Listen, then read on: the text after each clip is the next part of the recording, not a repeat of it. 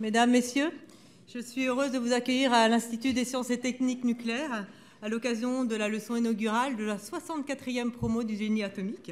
Voilà, c'est toujours un immense plaisir de vous accueillir pour cette leçon inaugurale qui est un moment important pour nos génies atomiques.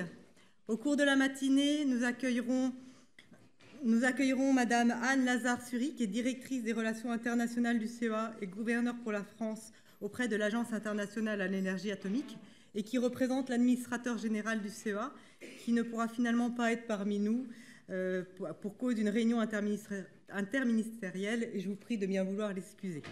Nous accueillerons ensuite M. Bernard Fontana, président du directoire et Chief Executive Officer de Framatome, qui prononcera la leçon inaugurale sur le thème « Une transformation pour réussir le nucléaire des prochaines décennies ». Voilà, vous pourrez ensuite échanger avec M. Fontana avec un temps de questions. Donc, lors de ce temps de questions, on donnera la priorité aux étudiants, mais bien sûr, vous êtes tous invités à poser des questions. Et je passe à présent la parole à M. Thierry Desalleux, directeur adjoint de l'INSTN.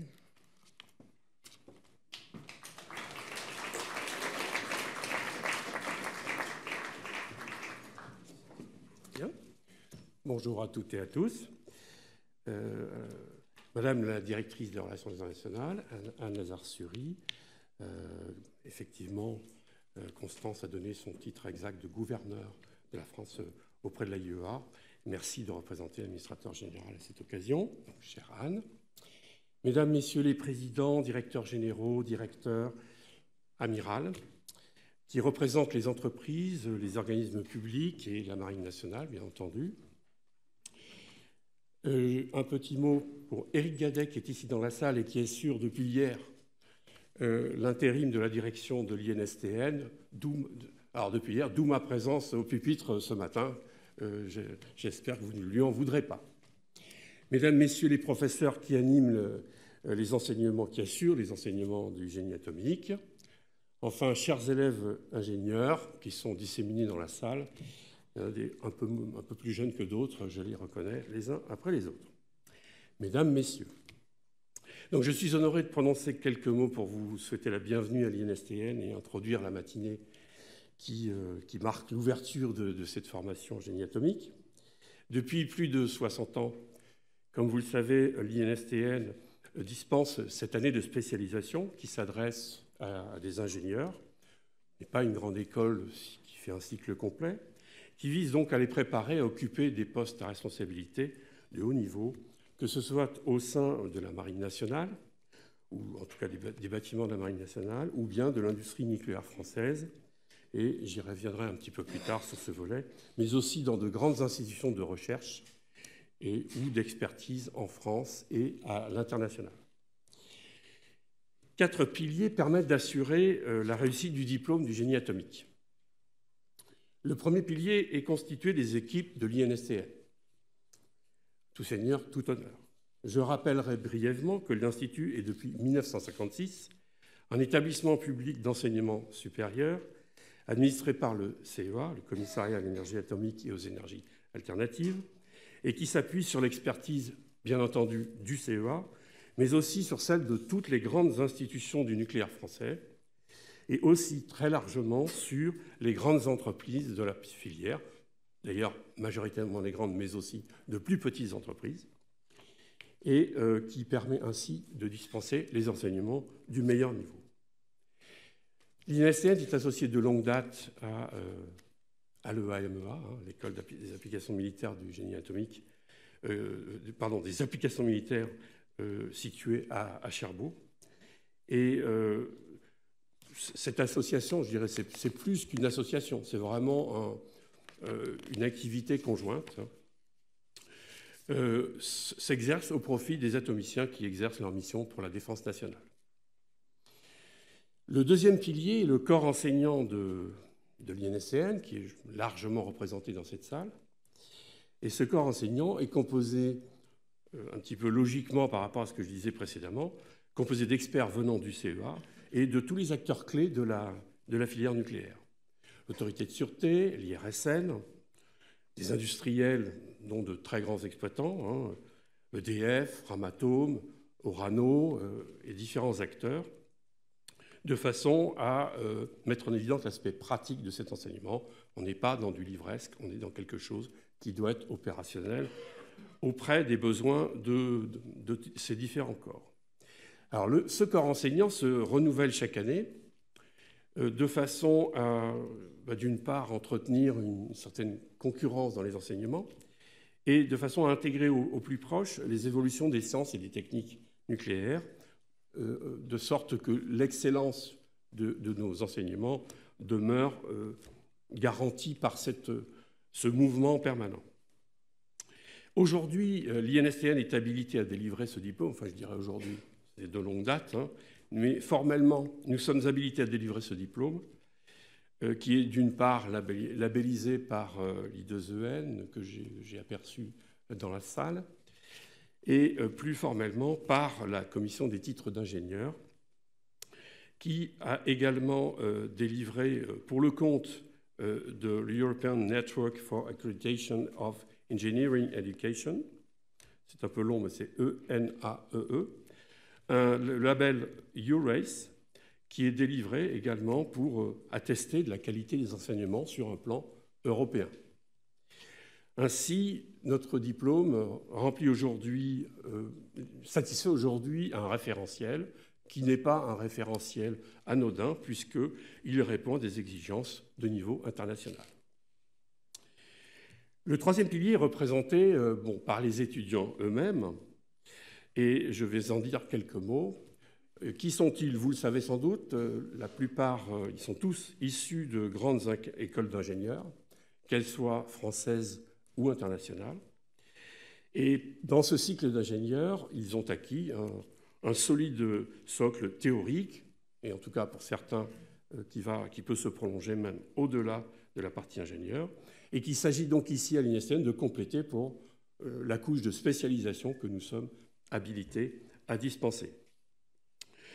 Se pose à ce stade, je le mentionne, bien que ce ne soit plutôt dans d'autres interventions qui se seraient positionnées, ici on note à l'INSTN, mais pas seulement à l'INSTN, dans tout le secteur industriel en France, on note un certain paradoxe qui est que l'on constate au travers de la baisse d'attractivité de nos métiers, alors même que le secteur industriel a des besoins de compétences très forts, la R&D et les organismes de recherche également, et ces besoins existent aussi bien sur le très long terme, on le sait, mais aussi bien sur le territoire français que au niveau international. Donc, là je dirais c'est plutôt un paradoxe français, puisqu'on n'a pas tout à fait les mêmes réticences s'agissant d'étudiants étrangers. Alors donc dans l'Hexagone, cette désaffection est assez marquée. Nous le constatons à l'INSTN depuis, je dirais, Fukushima, qui est un petit peu le point d'orgue. Et cette désaffection, il nous appartient de la corriger en essayant de travailler sur des points que je citerai en conclusion, mais qui tiennent à l'image. Le quatrième et dernier pilier est essentiel, puisqu'il est constitué des employeurs que sont, je dirais, je les ai déjà cités, mais ils se connaissent, hein, dont l'intervenant de tout à l'heure, M. Fontana. Pour ma part, je ne suis pas qualifié pour aborder les enjeux de défense nationale, la Marine me pardonnera, mais j'y ai un enjeu personnel parce que j'ai passé 22 ans à la Dame et j'ai un fils qui est sous-marinier sur SNA à Toulon. Donc, ce besoin-là me paraît absolument essentiel. Donc, par ailleurs, pour ce qui concerne le secteur civil, la formation en génie atomique doit bénéficier de l'appui des industriels, auxquels il est supposé répondre, et notamment du soutien particulièrement fort d'EDF. On peut donner une illustration de ce soutien d'EDF au travers d'une dotation qui est consentie par la fondation de cet organisme, qui verse des sommes substantielles, qui permettent d'attribuer des bourses sur critères sociaux aux étudiants, et qui permettent aussi de verser des bourses d'excellence, de manière à favoriser le départ en stage à l'étranger, qui, vous le savez sans doute, la mobilité internationale est un sujet en France, de moins en moins avec les jeunes générations, mais il faut de toute façon favoriser ces déplacements à l'étranger. Alors, si EDF et la Marine nationale sont des recruteurs emblématiques, je n'oublie pas les autres acteurs ex-Orano, par exemple, et je vais les citer un peu plus précisément, toutes les entreprises peuvent présenter des débouchés très intéressants et qui permettent d'assurer aussi le rayonnement de ce diplôme et du secteur nucléaire. Je ne les cite pas tous, j'en cite des grands acteurs principaux, Orano, Exareva et tous ses satellites, dont Technicatom, enfin, Naval Group, Assystem, Nuvia, Ortec. Alors, les satellites, c'est Technicatom. Naval Group n'est pas un satellite d'EDF, bien entendu, ou d'Orano. Voilà, donc j'en cite quelques-unes, mais évidemment, il y en a de nombreuses, et dans le parcours de carrière qui attendent les jeunes, ils changeront probablement d'entreprise. Tout ceci sera au bénéfice de notre pays. Alors, je glisse un petit clin d'œil sur notre taux d'insertion. Non pas pour en faire une publicité énorme, notre taux d'insertion est excellent puisqu'il est de 100%. Bien, à 6 mois. Alors évidemment, ça paraît excellent, c'est presque soviétique comme taux, mais c'est à mesurer à l'aune de la taille de notre effectif qui, bon, voilà, on voit, ce n'est pas des promotions de 400 personnes. Donc le 100% est une réalité, ce n'est pas un mythe pour vous attirer, mais ça signifie quand même que les débouchés sont assurés.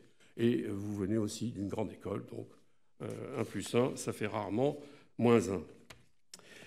Hors de nos frontières, l'intérêt des étudiants étrangers pour notre formation s'exprime au travers de plusieurs conventions qui ont déjà été signées avec des partenaires académiques étrangers, ceci pour le rayonnement.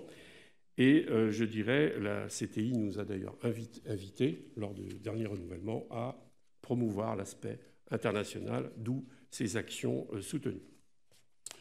Quelques chiffres sur la 64e promotion, 2018-2019.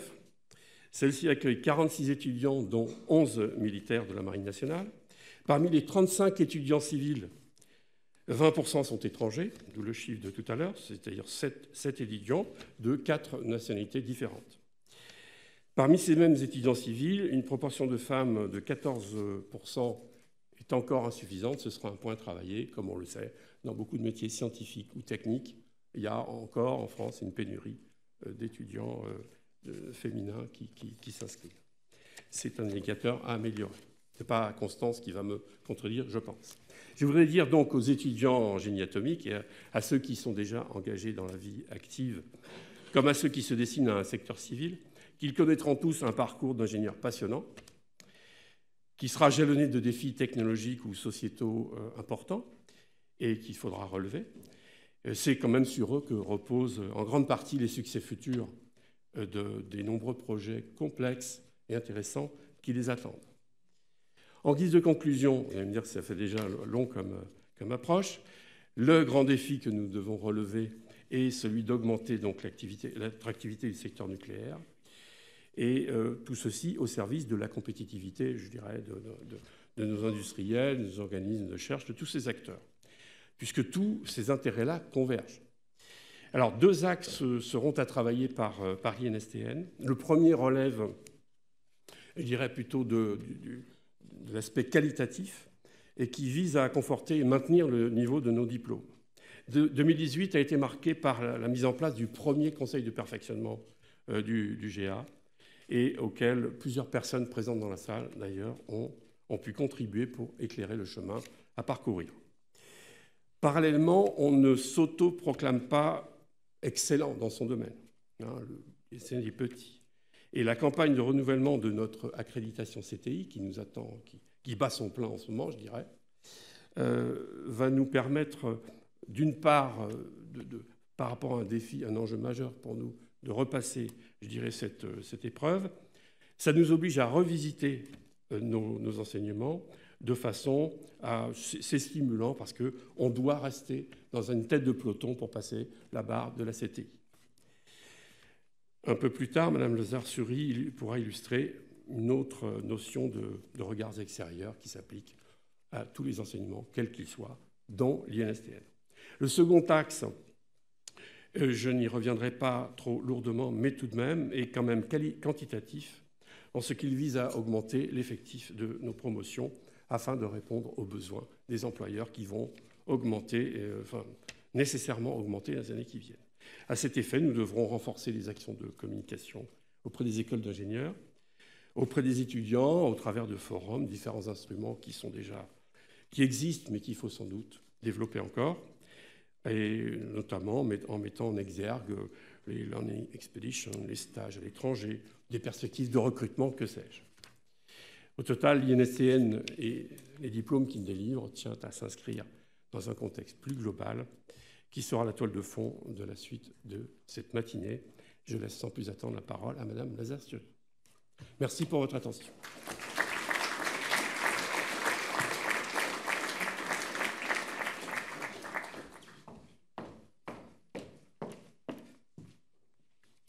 Bonjour à tous. Donc, l'administrateur général regrette de ne pas être ici ce matin et m'a chargé de lire l'intervention qu'il aurait souhaité prononcer.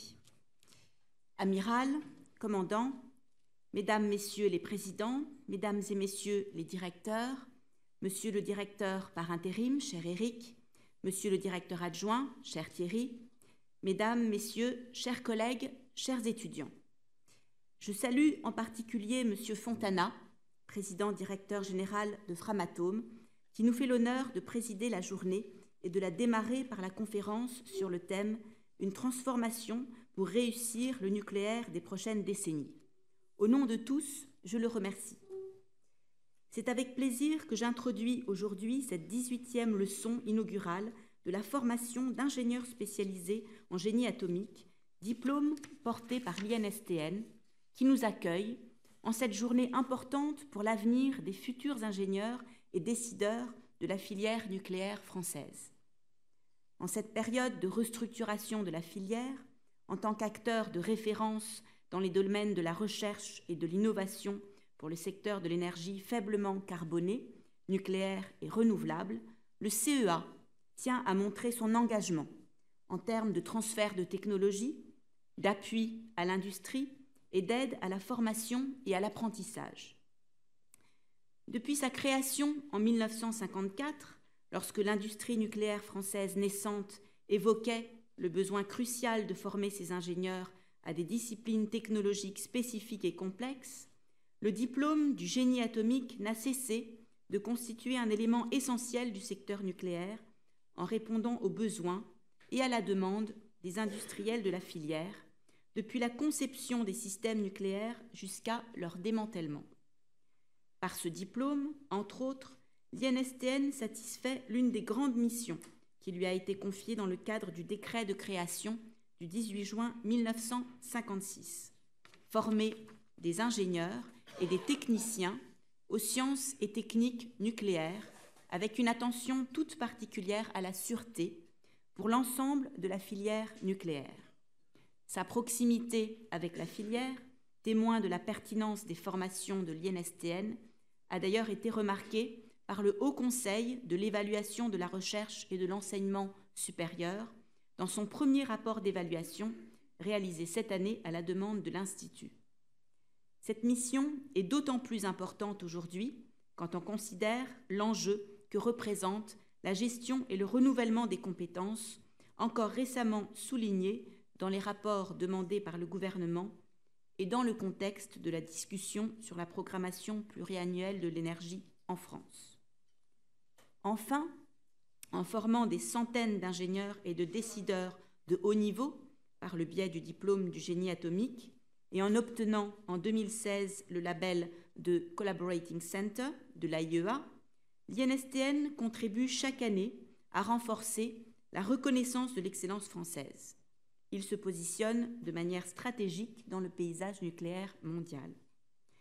Pour faire face aux enjeux de la filière aujourd'hui, le CEA se doit de conserver son rôle et sa place d'expert pour le secteur de l'énergie nucléaire, qu'il s'agisse de conseil au gouvernement ou de recherche et développement en soutien à l'industrie électronucléaire française et à la compétitivité des entreprises.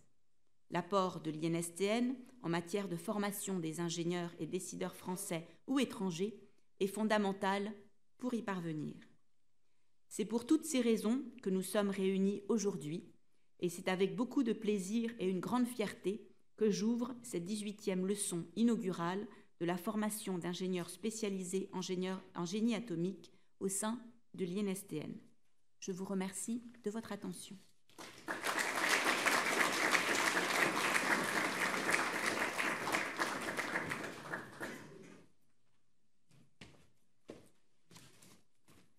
Bien, j'accueille à présent Monsieur Bernard Fontana.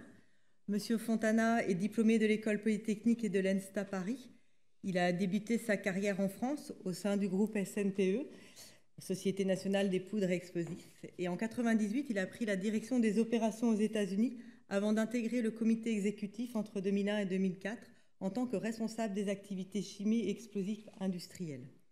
Il a rejoint ensuite le groupe ArcelorMittal en 2004 pour prendre la direction des ressources humaines, des systèmes d'information et du développement dans les aciers plats. De 2006 à 2007, il a été vice-président exécutif d'ArcelorMittal, chargé de l'activité automobile à l'échelle mondiale. Également membre du comité de management du groupe, il a ensuite dirigé la fonction ressources humaines et a coordonné l'alliance stratégique avec Nippon Steel. De 2010 à 2011, Bernard Fontana a présidé Aperam, une société luxembourgeoise séparée d'ArcelorMittal en automne 2010, spécialisée dans les aciers inoxydables. De février 2012 à juillet 2015, il a été chef executive officer de Alcim, dont il a assuré la fusion avec Lafargue. En septembre 2015, il devient directeur général délégué d'Areva NP.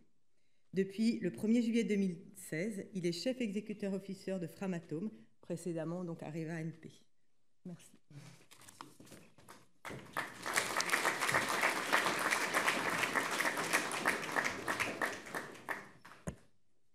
Merci, bonjour à tous. Je suis très heureux d'être présent aujourd'hui.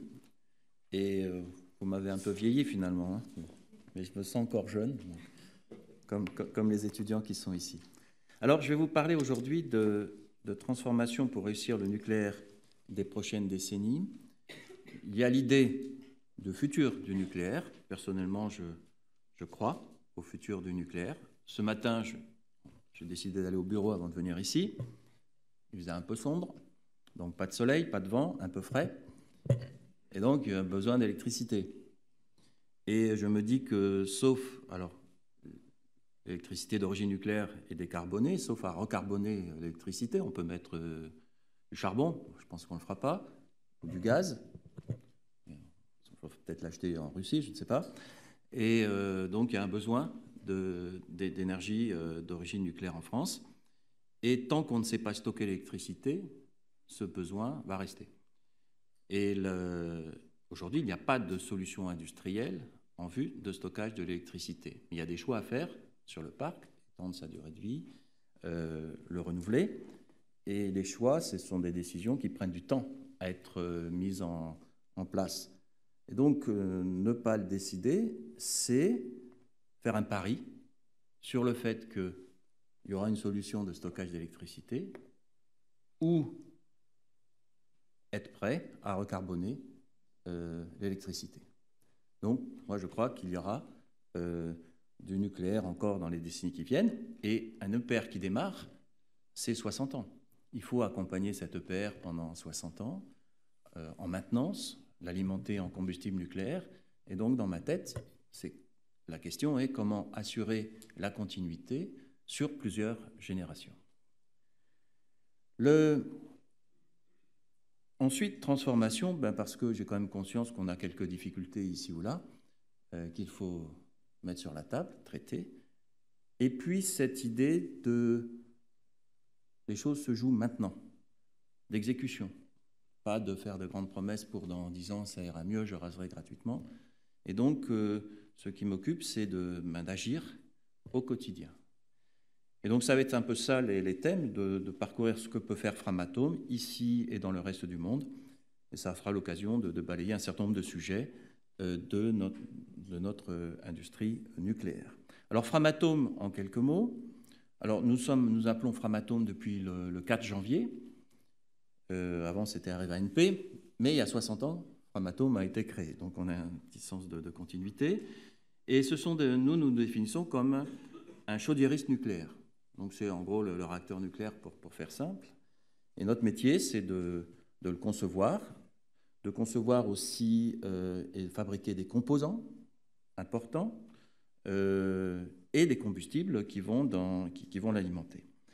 Nous avons aussi une activité d'intégration de systèmes de contrôle-commande et de maintenance de cette activité. Donc nous sommes près de 14 000 personnes dans le monde, un peu plus de 8 000 en France, donc 6 000 à l'étranger. Par exemple, en Allemagne, encore un peu plus de 3 000, 2 600 en Amérique du Nord, et un chiffre d'affaires de près de 3,3 milliards d'euros l'an dernier. Alors, en bref, pour nous décrire, nous avons près de 2 000 personnes qui, pour l'essentiel d'entre elles, ont consacré leur vie, attendez, je vais juste revenir à celui d'avant, qui ont consacré leur vie à, voilà, non,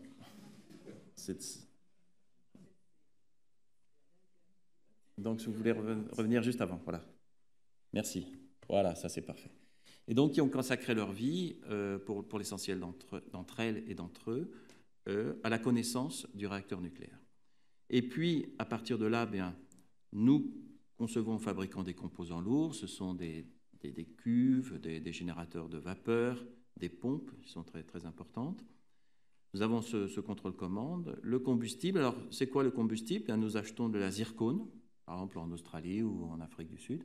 Nous en faisons du zirconium, donc c'est de la chimie.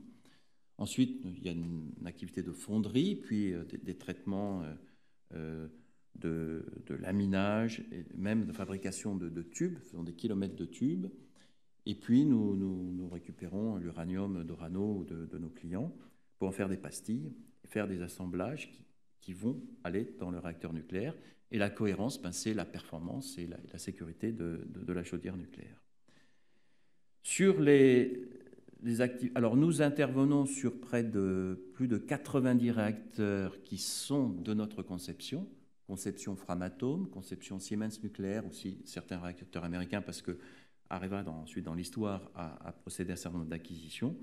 Et puis sinon, en matière de maintenance, ben, nous intervenons sur tout type de réacteurs dans le monde, sur plus de 250 réacteurs en particulier.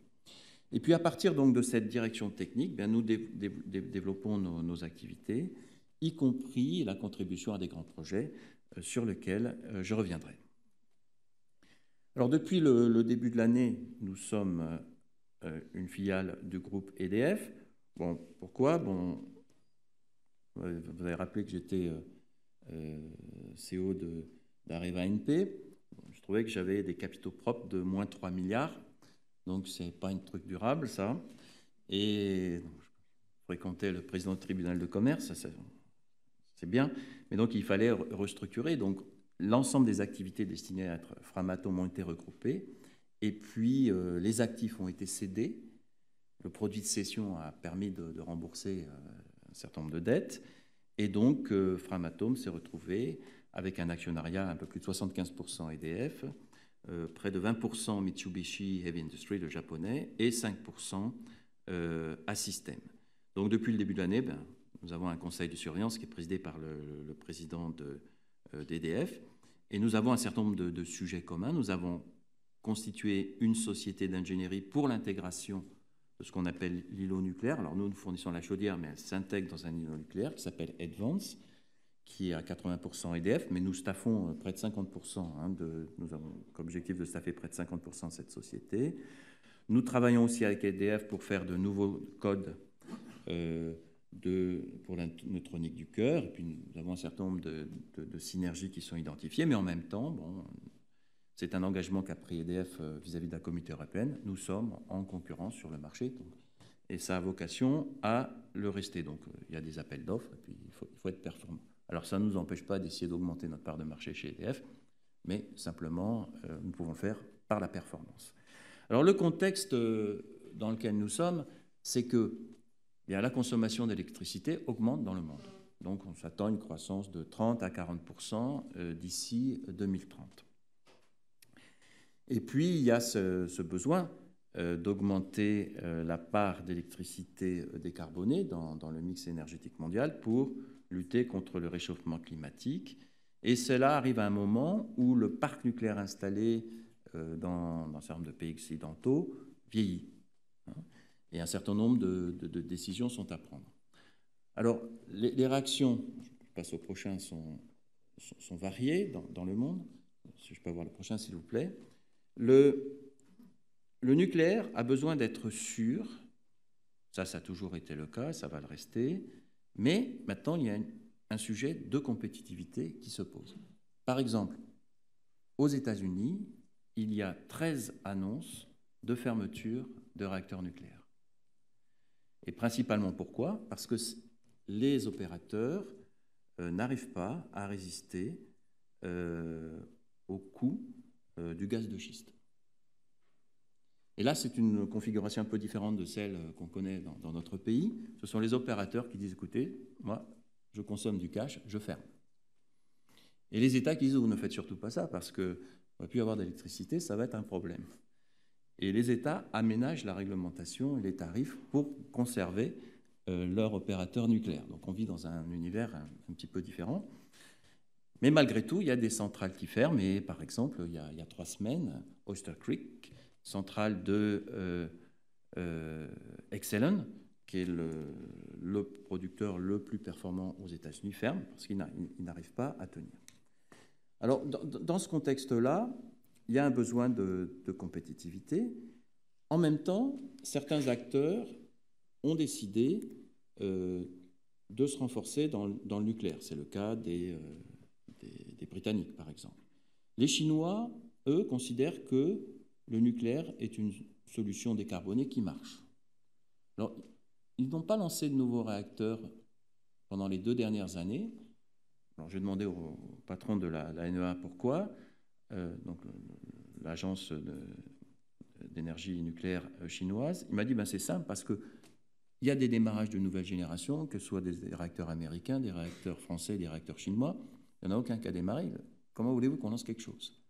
Mais maintenant, les démarrages ont eu lieu, donc les annonces de lancement de nouvelles centrales en Chine ont repris et ont vocation à continuer. Donc on voit que dans le même temps, l'Allemagne a décidé de fermer tous ses réacteurs nucléaires d'ici fin 2022. C'est quand même très proche. Et donc, le marché bouge. Nos marchés traditionnels ont tendance à se rétrécir. Ceux qui se développent, ça va être surtout les Chinois, beaucoup les Russes. Donc, par exemple, les Chinois qui achetaient nos technologies, maintenant les assimilent et maintenant viennent plutôt sur nos marchés traditionnels.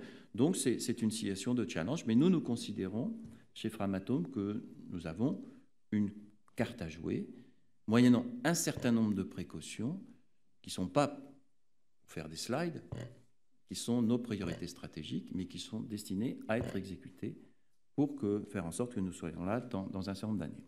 Alors, je vais vous les présenter. Il y en a 5, mais il y en a 5 plus une, qui est la sûreté, la sécurité. Je pense que c'est ma priorité personnelle numéro 1. Je ne peux pas faire une présentation sans en parler.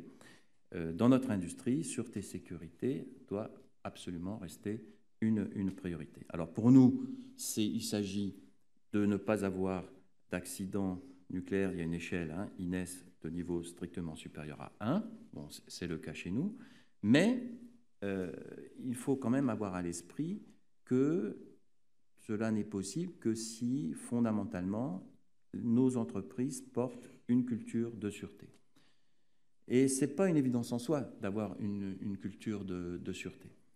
Et donc, ce que nous prévoyons, c'est que chaque employé qui rentre soit formé à la culture de sûreté. Alors, ça peut être quelqu'un qui sera exposé, effectivement, directement au sujet, mais ça peut être, je sais pas, un comptable, par exemple, qui va rentrer. Et on estime nécessaire que dans le gène de la société, dans la formation de ces personnes, il y ait une formation à la culture de sûreté. Et ensuite, j'estime qu'une société qui a une culture de sûreté doit démontrer aussi son engagement dans la sécurité au travail. Alors pour moi, il y a plusieurs volets. Il y a le volet respect des personnes. Pour moi, il n'est pas concevable que les personnes viennent travailler chez nous et se blessent au point de devoir s'arrêter, ou même se blessent. Et puis, si on a une capacité à maîtriser la sûreté, une capacité à relever les challenges qui sont les nôtres, elle doit aussi se voir dans les résultats de sécurité au travail. Un bon résultat de sécurité au travail nécessite une précision managériale importante, nécessite un engagement des salariés, et ça doit être une clé pour nous. Donc nous, notre objectif, c'est de ne pas avoir d'accident avec du travail avec arrêt. Alors on mesure les taux de fréquence. C'est le nombre d'accidents par million d'heures travaillées. L'année dernière, nous étions à 1. Alors l'objectif, c'est 0, mais on essaye de progresser de 10% par an. Cette année, on vise 0,9. Là, à mi-année, on était à 0,83. À fin septembre, on est à 0,62. Donc on va dans cette bonne direction. Et puis, il y a les accidents avec ou sans arrêt. Nous étions à 4 l'an dernier, à 3,96 à mi-année. Nous sommes en ce moment à 3,65. Nous visons 3,60. Mais je le rappelle à chaque fois, c'est extrêmement important d'afficher cette maîtrise qui suppose aussi un engagement des salariés sur le sujet. Alors, il y a des méthodes. On balaye systématiquement ce qu'on appelle les 5 top killers, la vigilance partagée. Mais il y a aussi ce côté managérial qui est important. Alors, évidemment, ça ne s'applique pas qu'à nous. Nous avons des sous-traitants. Et là, nous sommes à 1,8 à fin septembre en taux de fréquence d'accident. Donc, il n'est pas acceptable que nos sous-traitants se blessent 3 fois plus que nous quand ils interviennent chez nous. Donc, il y a une action qui est en ce moment prévue pour, au niveau de leur patron, pour qu'il y ait ce progrès aussi chez nos sous-traitants. Donc, voilà, c'est un préalable que je rappelle, mais qui me paraît important chez nous. Alors, quelles sont nos priorités stratégiques pour faire en sorte que nous restions? Eh bien, la première, c'est d'admettre, de constater que nous sommes une société de technologie et que le savoir, l'expertise est quelque chose d'absolument déterminant. Et ça vous l'avez évoqué tout à l'heure, avec la formation, c'est pour moi, après la sûreté et la sécurité, mon obsession absolue. Alors nous savons que 17% de nos salariés vont partir à la retraite, certains viennent de le faire, d'ailleurs je les salue, j'en ai vu ici, vont partir à la retraite d'ici fin 2021. Nous avons des missions à remplir. Ça veut dire que nous avons besoin de recruter 2500 personnes en 2018, 19, 20, 21. Donc ça, c'est une première chose. Cette année, nous recrutons, je pense, 700. Il dit un peu plus, Jean-Luc. Mais faisons déjà, pour l'instant, on est à 700. Et sa vocation à continuer. Donc effectivement, l'attractivité de la filière est importante. C'est un sujet important pour nous. Alors nous trouvons les personnes, parfois ont du mal dans certains bassins d'emploi, parce que parfois il s'agit de soudeurs, de gens spécialisés, donc il faut les former. Mais donc il y a ce premier besoin. Ensuite, qui dit recrutement, dit transmission du savoir. Et comment s'assurer que le savoir va être transmis à ces générations? Alors nous avons fait un benchmark en disant comment font les sociétés dans le monde, les meilleures dans le monde, qui gèrent ces sortes de sujets. Le CEA a eu un certain nombre de très bonnes pratiques à l'occasion du développement des simulations. Mais nous avons regardé et donc nous avons identifié une feuille de route et notre objectif est d'être dans 10 ans une référence mondiale en matière de gestion du savoir. Alors ça touche plein de sujets, ça peut toucher la transmission entre les nouveaux arrivants, mais ça va aussi poser des sujets. Où sont nos données? Comment on les gère? Alors, je me rappelle quand j'avais posé la question où sont nos données, les experts s'étaient gratté la tête, il leur fallait 15 jours pour revenir. Il y avait à peu près 1000 bases de données, je crois. On se rend bien compte que ça, c'est difficile. Alors c'est formidable quand on est espionné parce que l'espion est perdu, mais c'est embêtant aussi pour nous parce qu'un nouveau qui arrive, il est perdu aussi. Donc voilà, c'est donc des sujets très structurants et nous mettons 5 par an, donc 50 millions pour devenir une référence mondiale en matière de gestion du savoir. Et ça, c'est des sujets qui amènent plein de questions, y compris de digitalisation, mais pas seulement. Et puis, il y a une autre obsession que j'ai, c'est que ceux qui rentrent maintenant, dans 5 ans, et vous avez dit que j'étais RH, mais c'est partout dans le monde, dans toutes les sociétés, pareil, au bout de 5 ans, 6 ans, 7 ans, les gens se disent, mais finalement, mon chef, est-ce que je l'aime vraiment? C'est une question humaine, ça. Et pour on se marie, etc., on a d'autres besoins, on dit, mais qu'est-ce que je vais faire? Et la clé pour moi, c'est que les personnes qui rentrent chez Framatome, quand elles vont se poser ce genre de questions dans 5 ans, dans 7 ans, elles se disent, ouais, c'est une boîte, je veux rester. Sinon, on aura transmis le savoir, les anciens seront partis, et si les personnes partent, ben, ça, on va avoir un problème bien plus compliqué que celui qu'on a eu pour reprendre la construction nucléaire, parce que là, les anciens ne seront plus là pour rattraper. Et donc, ce n'est pas une question qu'il faut traiter dans 5 ans, dans 7 ans, c'est une question de politique de ressources humaines, d'avoir des packages compétitifs, mais pas seulement, d'attachement à la société, de créer des liens pour faire en sorte que certains, ou la majorité d'entre eux, choisissent de rester chez nous. Et finalement, la stratégie de l'entreprise, elle s'articule autour de ça. Et si on dit, ben, finalement, si j'attire quelqu'un, qu'est-ce que je dois lui donner? Je dois lui donner une certaine visibilité, je dois lui donner une certaine évolution, une capacité à se sentir heureux, épanoui dans une carrière technique, mais il a aussi besoin de managers. Et c'est ça, finalement, la clé d'une société de technologie comme Framatome. Donc, une expertise reconnue et durable. Deuxièmement, ben pour être là, il faut se comporter comme des industriels. Alors, nous, des industriels, il y a 2 sujets. Il y a le new build, hein, donc les nouvelles constructions. Je vais revenir un petit peu avant, s'il vous plaît. Merci. Si vous voulez revenir mon petit rond, là, parce que c'est mon slide principal. Des industriels. Alors, dans le new build, ben on construit des choses très compliquées. Je reviendrai un petit peu sur le point où nous en sommes. Mais on construit des réacteurs nucléaires avec des Excel en ce moment. Évidemment, quand vous faites un programme très compliqué avec des Excel sur 10 ans, à la fin, il en manque un bout. C'est tellement compliqué. Donc, nous avons décidé de mettre de l'ingénierie système. Ce sont des méthodes. Hein. Je pense qu'il ne viendrait pas à l'idée de la marine de faire un bateau sans ingénierie système. Ben, il faut s'y mettre aussi pour les centrales nucléaires.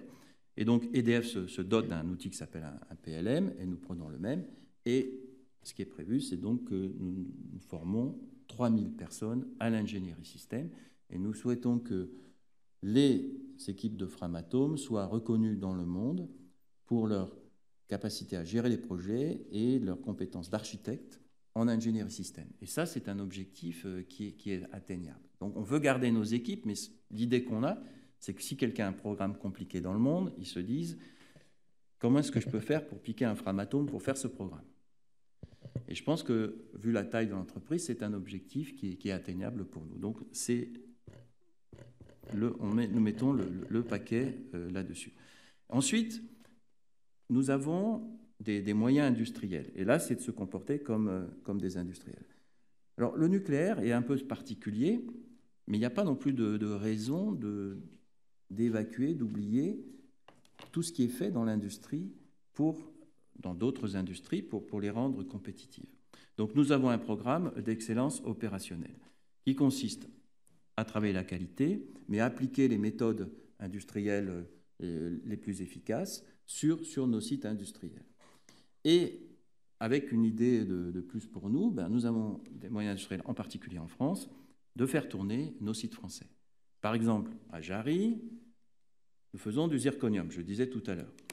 Bon, 1300 tonnes l'an dernier, on a besoin de 2000 tonnes. Donc, ce qui fait que ce qui manque, on l'achète à nos concurrents. Qu'est-ce qui nous empêche de faire 2000 tonnes de zirconium à Jarry? C'est dur de trouver la contradiction.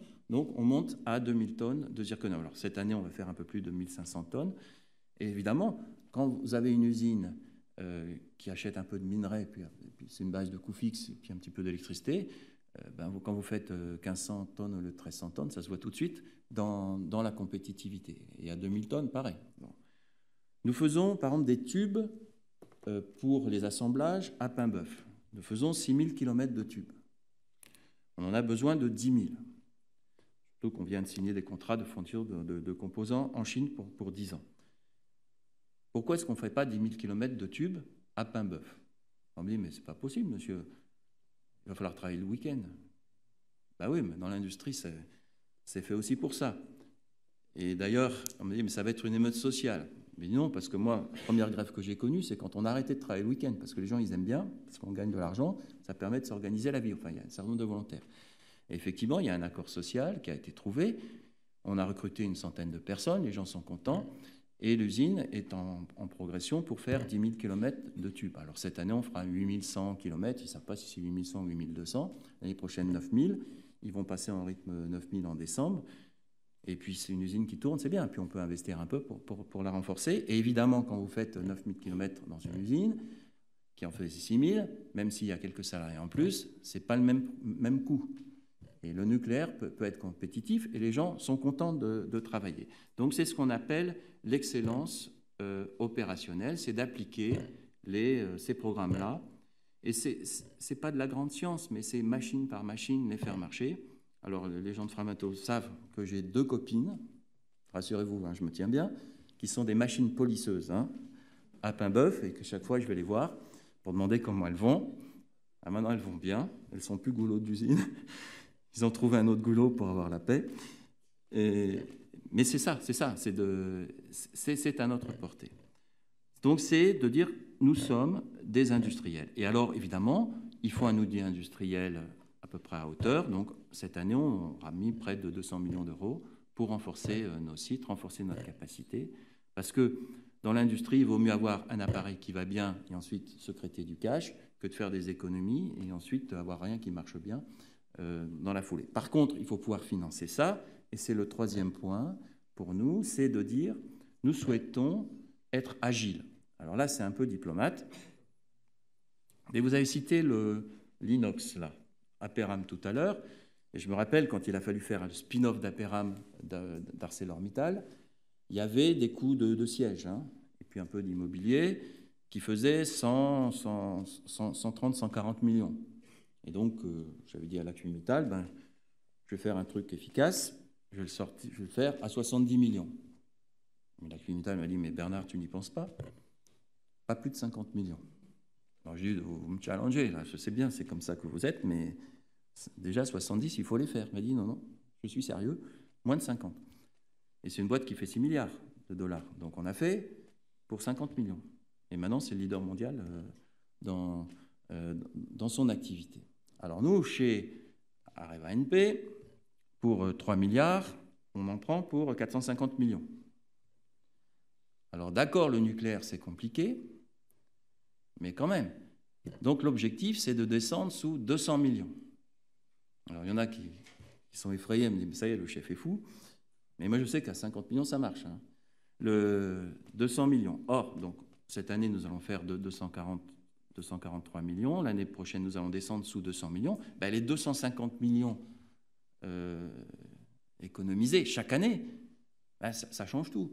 Ça change tout. Et puis, vous voyez très vite. Et donc, c'est de dire que nous avons un risque, par nos pratiques, par nos origines, par la culture, de créer de la bureaucratie. Ce n'est pas un mot négatif, de mon côté, des procédures très compliquées, etc. Il faut revenir à une compétitivité et mettre nos ressources dans les compétences et dans l'outil industriel. Et donc, ça, c'est ce que j'appelle être agile. Alors, évidemment, ça ne concerne que Framatome. Je pense que tous les autres sont agiles. Mais, déjà, il faut faire chez nous. Ensuite, quatrièmement, il faut vendre. Il faut vendre. Parce que vous pouvez baisser les coûts, mais à la fin, il n'y a plus rien. Donc, question, qui sont les commerciaux? Est-ce qu'on a mis des gens là parce qu'on ne sait pas encore en faire? Comment sont-ils formés? Quelles sont leurs compétences? Comment sont-ils payés? Un commercial, sa vie, c'est un petit peu différent. Ça marche à l'incentive. Et puis, autre question, qu'est-ce qu'on vend? Ça, c'est une question, un jour, je vous invite à poser la question, si vous travaillez dans une entreprise, qu'est-ce qu'on vend? Il a fallu 1 an pour répondre. Et si vous ne savez pas ce que vous vendez, c'est difficile de le vendre. Donc, d'avoir un catalogue, d'avoir des solutions, et donc d'aller chercher. Alors, maintenant, nous avons un carnet de un peu plus de 13 milliards. Et c'est une attention quotidienne, hebdomadaire, d'aller chercher ce qu'on appelle, nous, de l'order intake, hein, de faire entrer du carnet de commandes, et évidemment de qualité, et donc il faut chercher à vendre. Hein. Donc c'est des solutions sûres et compétitives qu'on vend. Et on a constaté que, à l'intérieur de ça, en particulier aux États-Unis, où nos clients, les centrales nucléaires, sont challengés sur leur compétitivité, il s'agit de la digitalisation est perçue par nos clients comme un moyen, pas le seul, mais un des moyens de relever leur challenge qui consiste à baisser leur coût de 30%. Et donc, nous mettons en place une usine digitale hein, pour éviter de réinventer à chaque fois, d'avoir une boîte à outils à partir de laquelle nous faisons des solutions sur mesure pour nos clients. Donc, nous avons un programme de digitalisation. Ce n'est pas une tarte à la crème parce que tout le monde digitalise en ce moment, mais nous, c'est perçu comme un élément existentiel par une partie importante de nos clients. Et donc, qui dit ça, il faut s'organiser pour être capable de digitaliser. Et puis, le 5e point pour nous, c'est de dire, si on fait cet effort de compétences, cet effort industriel, pendant qu'on y est, allons à l'international pour le valoriser, avoir des effets d'échelle. Donc, c'est de pousser nos positions à l'international, et j'aurai l'occasion d'y revenir.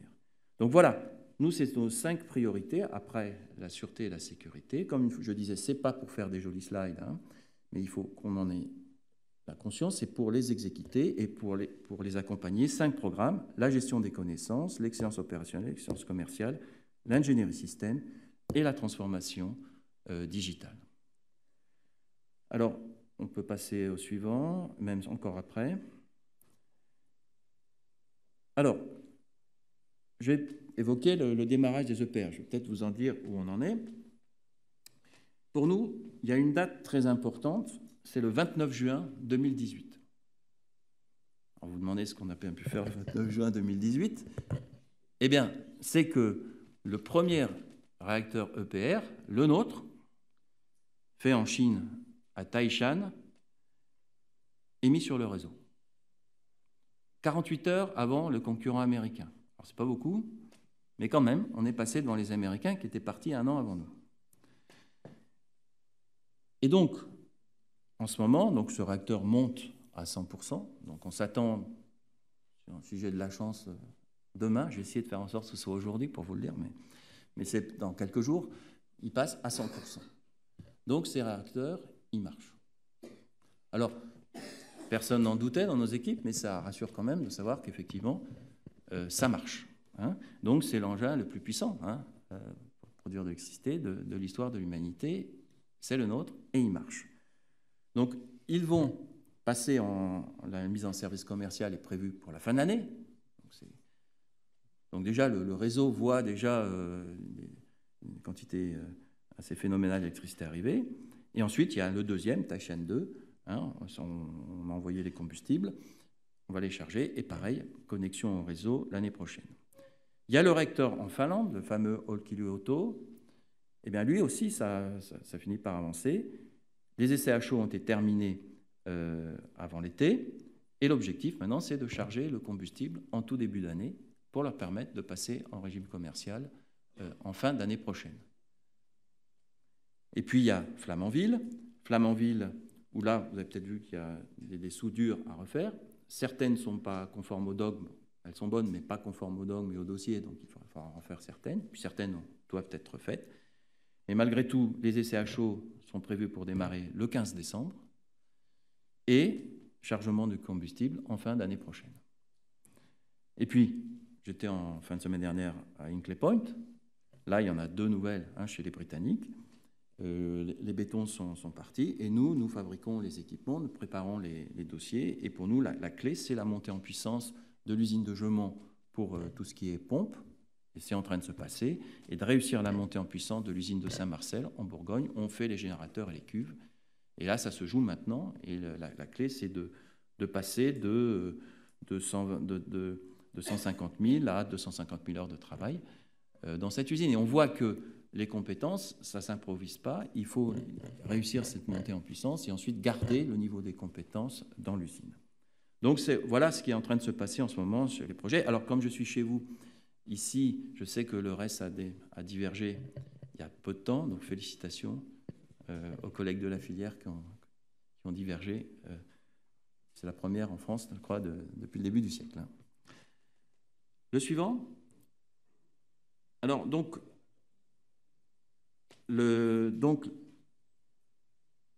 adapter nos moyens industriels, évoluer le corporate, et puis, je disais, il faut fixer les gens. Alors, par exemple, chez Advance, donc notre JV d'intégration de l'e-nucléaire avec EDF, nous fournissons 50% des effectifs. C'est bien parce que ça donne des carrières aux salariés de Framatome. Alors, tout ce qui est réacteur nucléaire lui-même, c'est chez nous, mais donc là, c'est ce qu'on appelle de l'ingénierie polyvalente, électricité, génie civil, etc. Et puis, on dit aux gens, ben, allez là-bas, et puis, si dans 10 ans, 15 ans, il y a un petit peu moins à faire, ben, vous reviendrez, et puis on verra bien. On ne peut pas dire ça à des gens alors qu'on leur demande, engagez-vous pour votre carrière. Donc, on s'est dit, ces métiers-là, nous avons ce qu'on appelle la base installée, l'activité maintenance, nous pouvons chasser un peu aussi sur ces métiers-là. Donc, l'orientation de notre base installée, c'est d'aller chercher 100 à 150 millions de chiffres d'affaires par an dans ces métiers. Ce qui fait que les gens, ils peuvent faire une carrière dans la base installée, ils peuvent faire une carrière chez Advance, ils peuvent faire des allers-retours, et puis si un jour, dans 10 ans, dans 15 ans, dans 20 ans, il y a un petit peu moins de besoin pour une raison que j'ignore, chez Advance, eh bien, nous, la base installée, c'est des contrats à 6 mois. Donc, on peut aller chercher des commandes. Et donc, on est crédible en disant, ben oui, vous ne faites pas de soucis, on poussera un petit peu et on va vous trouver de la charge. Donc, voilà ce genre de conséquences qu'on peut prendre sur le business. Et puis, en même temps, aller chercher 100, 150 millions de business, les gens sont motivés. Et ça ne peut faire que du bien à la société. Ensuite, comment on fait dans l'Allemagne ? L'Allemagne arrête le nucléaire, donc ses réacteurs nucléaires, 2022. Ce n'est pas parce que les réacteurs vont s'arrêter en Allemagne que les réacteurs allemands vont s'arrêter dans le monde. Il y en a en Suisse, il y en a en Espagne, il y en a au Brésil, il y en a un peu partout. Donc nous sommes engagés à maintenir des compétences pour accompagner ces réacteurs jusqu'à leur fin de vie. Donc on explique à nos salariés allemands, déjà il y a 250 millions d'activités qui sont pérennes et on compte sur vous. On peut même aller chercher d'autres contrats comme au Brésil en ce moment. Ensuite, nous avons des sites de composants pour le fuel qui sont des sites mécaniques. Là, on leur dit, on n'a pas de souci, on compte dessus, on est même prêt à les développer. Et puis nous avons par exemple un site de combustible nucléaire en Allemagne. Alors évidemment, on se dit, dans une Allemagne qui arrête ses centrales nucléaires, il y a bien quelqu'un dans quelques années qui va se demander pourquoi on envoie des combustibles nucléaires sur la route. Et donc, on sent bien que ce site peut être en difficulté. Par contre, nous avons des compétences. Donc, ce que nous avons prévu, c'est de façon très ouverte avec nos salariés. Et puis, un client dit, je vous signe un contrat pour 10 ans, mais qui me dit que vous saurez me livrer pendant 10 ans ? Donc, on a dit aux salariés, écoutez, vous avez des compétences qui nous intéressent, on compte sur vous. Nous allons diversifier une activité de service et d'ingénierie. Alors, il n'y a pas que des ingénieurs, parce qu'il y a aussi des opérateurs sur le site. On amène 15 millions d'activités, alors on en amène 7 déjà l'année prochaine, qui vont vous donner un filet de sécurité et qui vont nous permettre de conserver vos compétences. On vous demande de nous aider à transférer aussi la technologie sur d'autres sites, comme Romand en France, ou comme un site qu'on a aux États-Unis. Et puis, on compte sur vous pour tenir ce site de façon efficace et exemplaire. Et ça se passe très bien avec les partenaires sociaux, parce que dire les choses de façon mature, c'est quelque chose de compris. Et c'est le site qui a le plus fort taux d'engagement des salariés dans Framatome. Donc voilà, donc c'est de dire qu'il faut aussi dire les choses, les mettre sur la table et les traiter. Donc c'est ce genre c'est une marque aussi qu'on a d'amener ces 15 millions d'activités, de respect des compétences de nos salariés. C'est un message qui est fort pour l'ensemble des salariés de Framatome. Suivant, s'il vous plaît. Voilà. Alors, qu'est-ce qu'on vend ? Donc, on vend c'est surtout EDF maintenant, pour la chaudière nucléaire, il y a des EPR, mais il se passe pas mal de choses. En ce moment, nous mettons sur le marché une nouvelle génération de combustible nucléaire pour les PWR et les BWR, les réacteurs bouillants. Nous avons des solutions de contrôle commande qui évoluent, nous avons des codes qui évoluent, suivant. Ceci dit, nous travaillons aussi aux produits de demain, c'est que l'EPR, j'espère très sincèrement qu'il y en aura d'autres en France, et à ce moment-là, la question qui se pose, c'est lequel? Alors ça, c'est une grave question. Alors, à mon avis, il faut changer le moins possible, sinon on repart pour une aventure, mais en même temps, il faut quand même apprendre de l'expérience. Donc c'est ce qui s'appelle le PR2 qui a été figé avec EDF. Donc ça, on a des équipes qui travaillent avec EDF là-dessus. Et ensuite, nous travaillons également sur des nouvelles générations de fuel qui ont de bonnes tenues en situation accidentelle, avec des revêtements chromés, des solutions de digitalisation, une nouvelle chaîne neutronique. On s'est dit, voilà, pendant qu'on y est, en faisant travailler les équipes de Framatome et d'EDF, pourquoi pas du CEA, on peut avoir la meilleure chaîne neutronique du monde dans quelques années. Et puis, suivant, et puis on a quand même des équipes qui regardent un peu ce qu'on peut faire pour après-demain. Nous travaillons par exemple sur des combustibles métalliques qui sont tout à fait révolutionnaires. Là, par exemple, nous avons une joint venture avec Lightbridge aux États-Unis. Alors, Lightbridge, c'est une société qui lève des fonds en bourse aux États-Unis, qui nous finance la recherche. Alors, il y a des sujets de propriété intellectuelle, forcément, il faut être très attentif dans l'environnement américain, et qui nous permet de financer des développements de combustibles de nouvelle génération de demain, qui seront d'ailleurs en zirconium, donc ce qui nous va bien, puisque toute notre filière est fondée sur le zirconium. Nous travaillons sur la métallurgie des poudres, sur la fabrication additive, sur des gainages céramiques, et puis nous avons des équipes qui travaillent sur la génération future, la Gen 4. Alors quand elle sera positionnée, on verra bien, et puis qui se pose la question, mais les petits réacteurs, comment ça marche, qu'est-ce qu'il faut faire, qu'est-ce qu'on peut faire. Alors, on communique assez peu là-dessus, parce que pour nous, le vrai sujet, c'est de montrer que la Gen 3 marche, que les EPR marchent, qui peuvent être industrialisés et qui sont compétitifs, mais ça ne nous interdit pas de travailler sur le sujet de futur. Notre budget de R&D est de l'ordre de 120 millions par an. Voilà à peu près l'effort qu'on concentre. Suivant. Alors, l'international. Évidemment, il y a la France. Alors, quand je vais en Allemagne, je parle de la France, c'est l'international.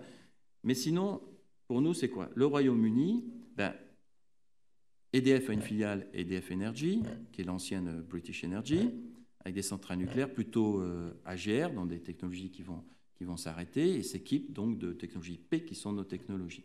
Donc, pour nous, c'est une zone de développement. Alors, pour l'instant, nous sommes glorieusement représentés par une personne de Framatome. On sent bien qu'il va falloir se renforcer, donc on a prévu d'avoir une présence plus forte en Grande-Bretagne. L'Europe centrale, pour nous, c'est un cas intéressant parce que, ce qu'on appelait l'Europe de l'Est quand j'étais plus jeune, il y a 31 réacteurs nucléaires. Et eux, ils aiment le nucléaire. Ils investissent dans le nucléaire. Il y a une petite particularité, c'est que ce sont des technologies russes. Et on a conscience de la dépendance quand il y a des pipelines de gaz. Mais on a moins conscience que tous les combustibles nucléaires de ces réacteurs sont approvisionnés par les Russes. Et qu'il n'y a que les Américains qui essayent de rentrer un petit peu sur financement de la communauté européenne. Quand même, nous, acteurs européens, qu'est-ce qu'on fait? Alors, nous avons décidé d'être davantage présents. Donc, nous sommes présents en Slovaquie. Nous allons nous établir en République tchèque. Mais il est évident que si on intervient sur un réacteur et que dans 10 ans, il y a un Russe qui dit « Écoutez, vous nous sortez Framatome, sinon on ne vous donne plus de fuel », on va sortir vite. Donc, ce qu'on a décidé, c'est d'avoir la capacité à offrir un fuel de technologie russe. Alors, quand je dis ça à des équipes, on dit « Mais vous n'y pensez pas. » Mais je dis « Si vous êtes les champions du fuel, champions mondiaux du fuel, vous devez savoir faire un fuel russe. » Alors, ça va prendre du temps, c'est un programme, ce n'est pas contre les Russes. De toute façon, on a des partenariats avec eux, etc. Eux, pareil, ils sont capables d'offrir nos fuels sur le marché. Mais donc c'est un programme qu'on a lancé, qu'on veut faire pour être capable d'offrir. Et d'ailleurs, aujourd'hui, pas qu'en Europe centrale, mais la majorité des réacteurs qui démarrent sont des réacteurs de technologie russe. Donc, il y en a au Moyen-Orient, il y en a un peu partout, potentiellement. Donc, c'est quelque chose qui peut avoir aussi une valeur stratégique, une valeur géopolitique dans le futur. Ensuite, il y a l'Espagne et la Belgique. Des pays comme ça. Alors là, le futur, ils ne savent pas trop. Est-ce que c'est un peu plus, un peu moins nucléaire, plutôt un peu moins, craignent-ils? Et donc, quand je vais voir les opérateurs de ces pays, je leur dis, écoutez, moi, j'ai une obsession, les compétences. Et ils me disent, ben, nous aussi, parce que comme on ne sait pas trop de quoi notre futur est fait, on a beaucoup de mal à fixer les gens. Et ben, je leur dis, ben, nous, on ne demande que ça. Est-ce qu'on peut travailler ensemble? Et donc, on voit que soit par des accords, soit par un peu de M&A, soit par des choses, il y a matière à se poser la question des compétences au niveau européen. Et là, finalement, on n'invente rien, on redécouvre la sagesse de nos anciens. Lorsqu'ils ont créé la communauté européenne, c'était, je crois, en 1957, ben, il y avait 3 piliers pour l'Europe. La CE, ils ont fait l'euro, la CK, la communauté du charbon et de l'acier, dont moi j'étais chez Arcelor, puis ArcelorMittal, ben, on l'a faite. Donc, vous prenez une aciérie dans les Asturies en Espagne, ou à Eisenhüttenstadt à l'est de Berlin, ou même à Nowa Huta à Cracovie, c'est le même industriel. Donc la question des standards, elle ne se pose même pas, ils le font. Et ensuite, il y avait le 3e pilier de la communauté européenne, c'était Euratom. C'est de faire une industrie européenne de l'atome. Alors nous, on réfléchit plus que les autres, hein. Ça fait 50 ans qu'on réfléchit. Alors, on a fait un cadre juridique qui permet de transporter le fuel, les connaissances, etc. Mais alors, effectivement, Areva a pris contrôle de Siemens Nucléaire, mais pas de chance, les Allemands sortent du nucléaire. Bon, EDF a pris contrôle de British Energy, mais pas de chance, les Britanniques sortent de la communauté européenne. Et donc, il reste un petit peu de Enel, les Italiens qui vont en Espagne, etc., mais ce n'est pas énorme. Donc, qu'est-ce qui nous empêche de fédérer autour de Framatome, au moins, la technologie, la connaissance? Alors, les Américains ont des positions importantes, etc. Il faut être réaliste, mais non, je pense que ça, c'est un projet qui permet de donner une visibilité à des ressources françaises, mais aussi européennes, et qui portent quand même cette valeur de l'Europe. Alors, je prie ma valise, je vais voir un peu tout le monde. Alors, ça ne va pas se faire en une semaine, mais Framatome, on dit, ben nous, on serait prêt à se projeter aussi au niveau européen pour avoir aussi cette dimension européenne qui était celle de l'Europe. Alors, dans le reste du monde, il y a aussi l'Amérique du Nord. Je vous dis qu'il y a des réacteurs qui s'arrêtent, mais ça reste le principal marché de base installé du monde. Donc, nous, on souhaite être présents, donc on pousse, on essaie de prendre des parts de marché. Nous renforçons actuellement au Canada. Là, c'est d'autres technologies, les CANDU. Ben, dans l'Ontario, ils ont décidé de moderniser leur centrale nucléaire. Et par exemple, Bruce Power, ben, il y a 58, il y a une petite cinquantaine de générateurs de vapeur à changer. C'est un marché d'1 milliard. Ils se sont dit, ben oui, Framatome, vous n'êtes pas les experts du CANDU, mais vous avez plus d'expérience que les autres pour changer les réacteurs. Est-ce que vous pouvez regarder? Donc, on a pris les premiers 150 millions. On espère continuer. Et donc, on se renforce au Canada et en Amérique du Nord. Bon, la Chine, là, c'est un pays très important. Je vous ai parlé de Taishan 2. Ben, à chaque fois, les Chinois, ils apprennent, hein. Donc, ils veulent faire eux-mêmes. Ça fait partie de leur politique. Donc, on se dit qu'il y aura peut-être 3 et 4 et Taishan 3 et 4, mais on en fera un petit peu moins.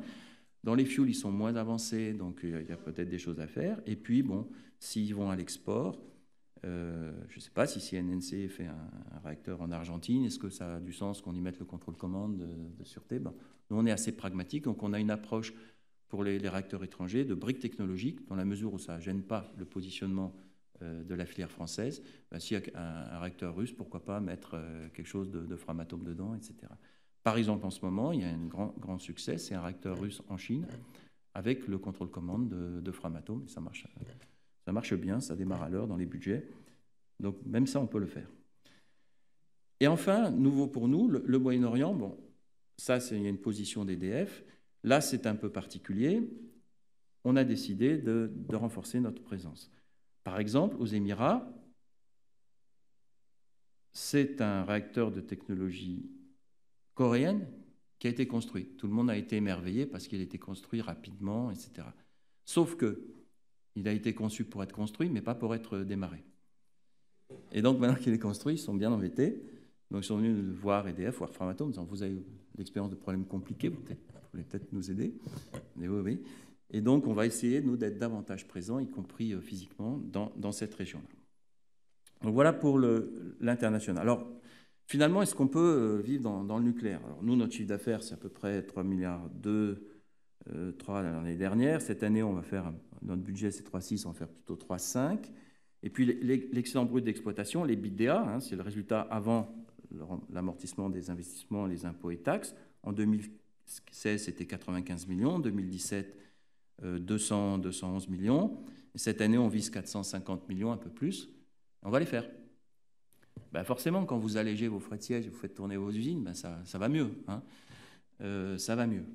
Et puis le cash flow. Donc, alors, cette année, on va investir 200 millions. On ne va pas faire ça tous les ans non plus, parce qu'il faut un peu mettre à hauteur l'outil industriel. On a brûlé du cash en 2016, moins 50 millions. L'année dernière, on a créé quand même 122 millions de cash flow.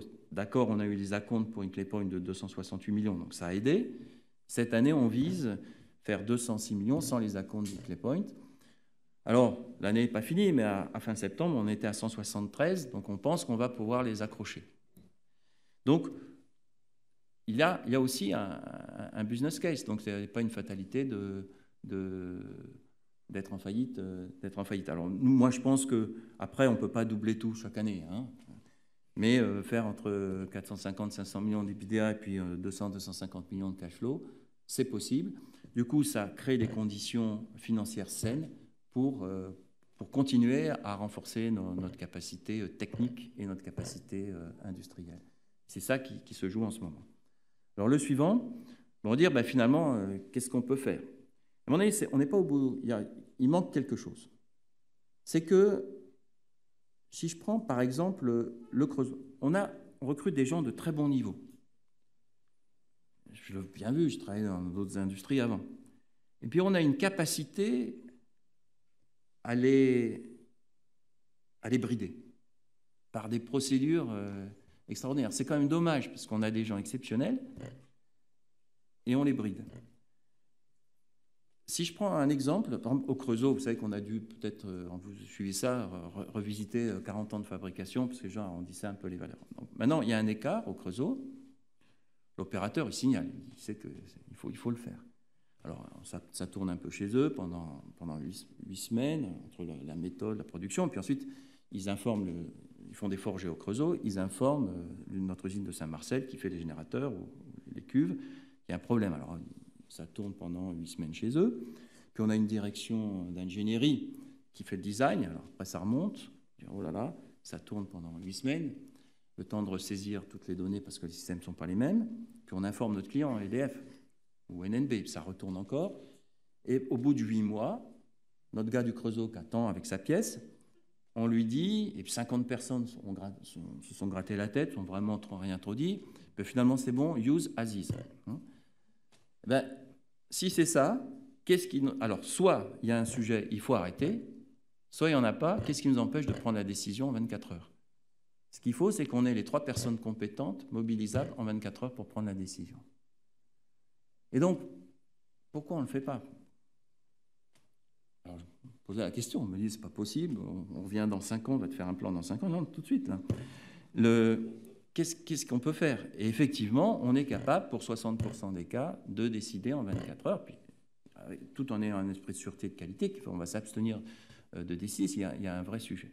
Et c'est un peu ça qu'à mon avis, là se trouve le gisement complémentaire qu'on n'est pas encore allé chercher. Et en même temps, c'est intéressant pour ceux qui viennent chez nous, parce que c'est aussi donner du pouvoir, déléguer davantage aux personnes, s'appuyer sur les compétences et leur permettre de se déployer. Donc aujourd'hui, on a une question qu'on pose à nos salariés, on leur dit, est-ce que vous recommanderiez Framatome à un parent ou un ami? Alors, à Areva NP, on disait... Alors en 2016, 41% oui, donc c'était pas trop sûr. Hein. C'est vrai, il y a 3 milliards de capitaux propres négatifs, il faut réfléchir un peu. Bon. Fin 2017, 49%. Alors, parfois, je leur dis, je ne sais pas s'il y a un peu plus de conflits familiaux, ce qui fait qu'on veut envoyer en enfer un peu plus de la famille, ou si on progresse. Et cette année, on repose la question. Je pense qu'on va reprendre encore 8 points. Et je dis, bah oui, on est encore une boîte un peu compliquée, mais ce n'est pas une cause perdue. On peut simplifier le fonctionnement. Mais oui, c'est vraiment quelque chose une place à prendre. Il y a énormément de choses passionnantes à faire chez nous, et de façon plus générale dans la filière. Alors, pour stimuler tout ça, on a dit aux salariés, faites chacun 2 suggestions et à implémenter. Alors ça oblige de ne pas faire des... Nous, on aime bien faire des choses très compliquées sur 10 ans. Mais là, non, c'est 2 suggestions pour améliorer. Et on met de l'intéressement dessus. Alors, l'année dernière, on avait dit qu'il en fallait, je crois, 7 000, 7 ou 8 000. Puis au mois d'août, il n'y en avait que 76. Donc on était un peu inquiets. Hein. Surtout qu'on a mis 2% de masse salariale dessus. Puis, ils les ont faites. Et là, on est à près de 18 000 à fin septembre. Donc les 30 000, on va les avoir. Et donc, tout ça, c'est la capacité des salariés à créer, à résoudre des petits problèmes. Mais la vie, elle est faite aussi de tas de petits problèmes qui nous embêtent. Et donc, moi, je compte beaucoup sur cette capacité d'engagement des salariés. Donc, il y a cette dimension technique, mais il y a aussi une dimension humaine qu'il faut continuer d'explorer. Et je pense que ça participe de la continuité de nos compétences. Et enfin, le dernier, tout ça, c'est bien. Maintenant, à quoi il faut veiller, après il y aura des bonnes et des mauvaises nouvelles, parce que la vie est faite comme ça, mais c'est de s'assurer que tout ça est fait avec des valeurs. Donc pour nous, les valeurs, pour moi, c'est extrêmement important. Sûreté, sécurité, futur, parce qu'on y croit, performance, intégrité, quand il y a quelque chose qui ne va pas, on le dit et on traite, passion, parce qu'à la fin, ce sont des personnes engagées. Donc voilà un petit peu ma manière de parcourir notre industrie. Il y a plein de choses à faire dans le nucléaire. Je dis d'autant plus que je ne suis pas tombé dans la marmite nucléaire quand j'étais petit. Hein. Et c'est un bon moment. C'est maintenant que se joue... Alors, oui, le redressement économique, on le fait, c'est pas... Mais ce qui se joue maintenant, c'est notre capacité à tenir dans la durée plusieurs générations. Et j'espère bien que certains d'entre vous seront motivés par la filière et y contribueront pendant toute votre carrière, comme vos anciens l'ont fait pour nous amener jusqu'ici. Je vous remercie.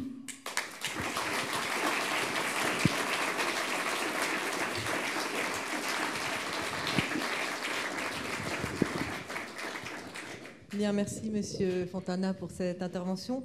Je vous propose donc de passer à la phase des questions. Donc il y a des micros qui vont passer dans la salle. Le temps que ça se mette en route.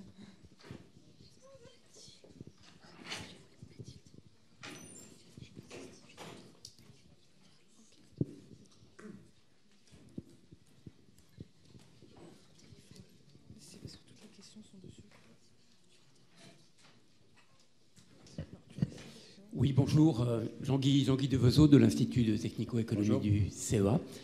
Une question sur votre stratégie en termes de moxification des réacteurs EPR2. Bien sûr, pour développer le nucléaire en Europe, il faut que le socle nucléaire français soit le plus assuré possible dans le contexte que nous connaissons tous. Que pensez-vous, par exemple, dans le cadre du lancement d'un programme de réacteurs en France, à partir, disons, d'une mise en service industrielle vers 2030.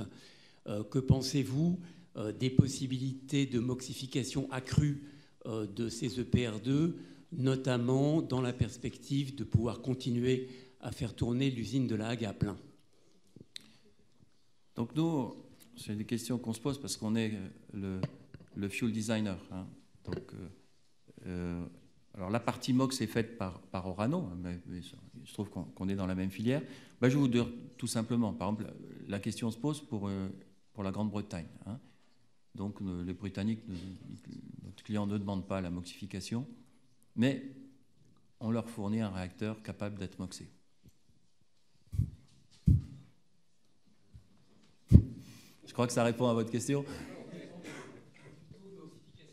Après, oui, on sait qu'on peut monter beaucoup et on fait un design qui permet de le faire. Et après, l'histoire s'ajustera derrière. Mais au moins, l'option, ça ne coûte pas beaucoup plus cher au départ d'avoir cette option disponible. Donc, on l'inclut dans nos designs.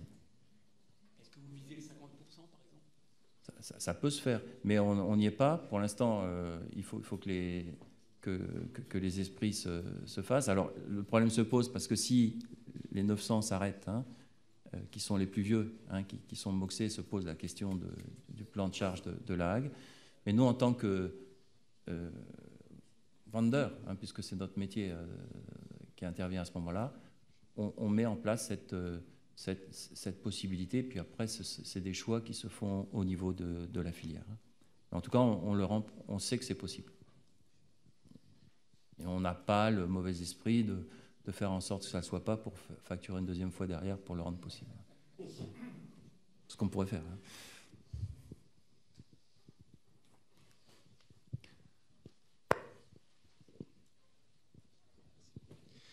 Oui, bonjour. Donc, Rémi Dutu, élève cette année au Génie atomique de Cherbourg. Moi, j'avais une question par rapport à un point que vous n'avez pas abordé, mais qui me semble important pour le futur du nucléaire. C'est tout l'aspect communication, en fait, des industriels du nucléaire qui, aujourd'hui, laissent quand même à désirer. Est-ce que vous avez des projets à ce niveau-là ou pas du tout?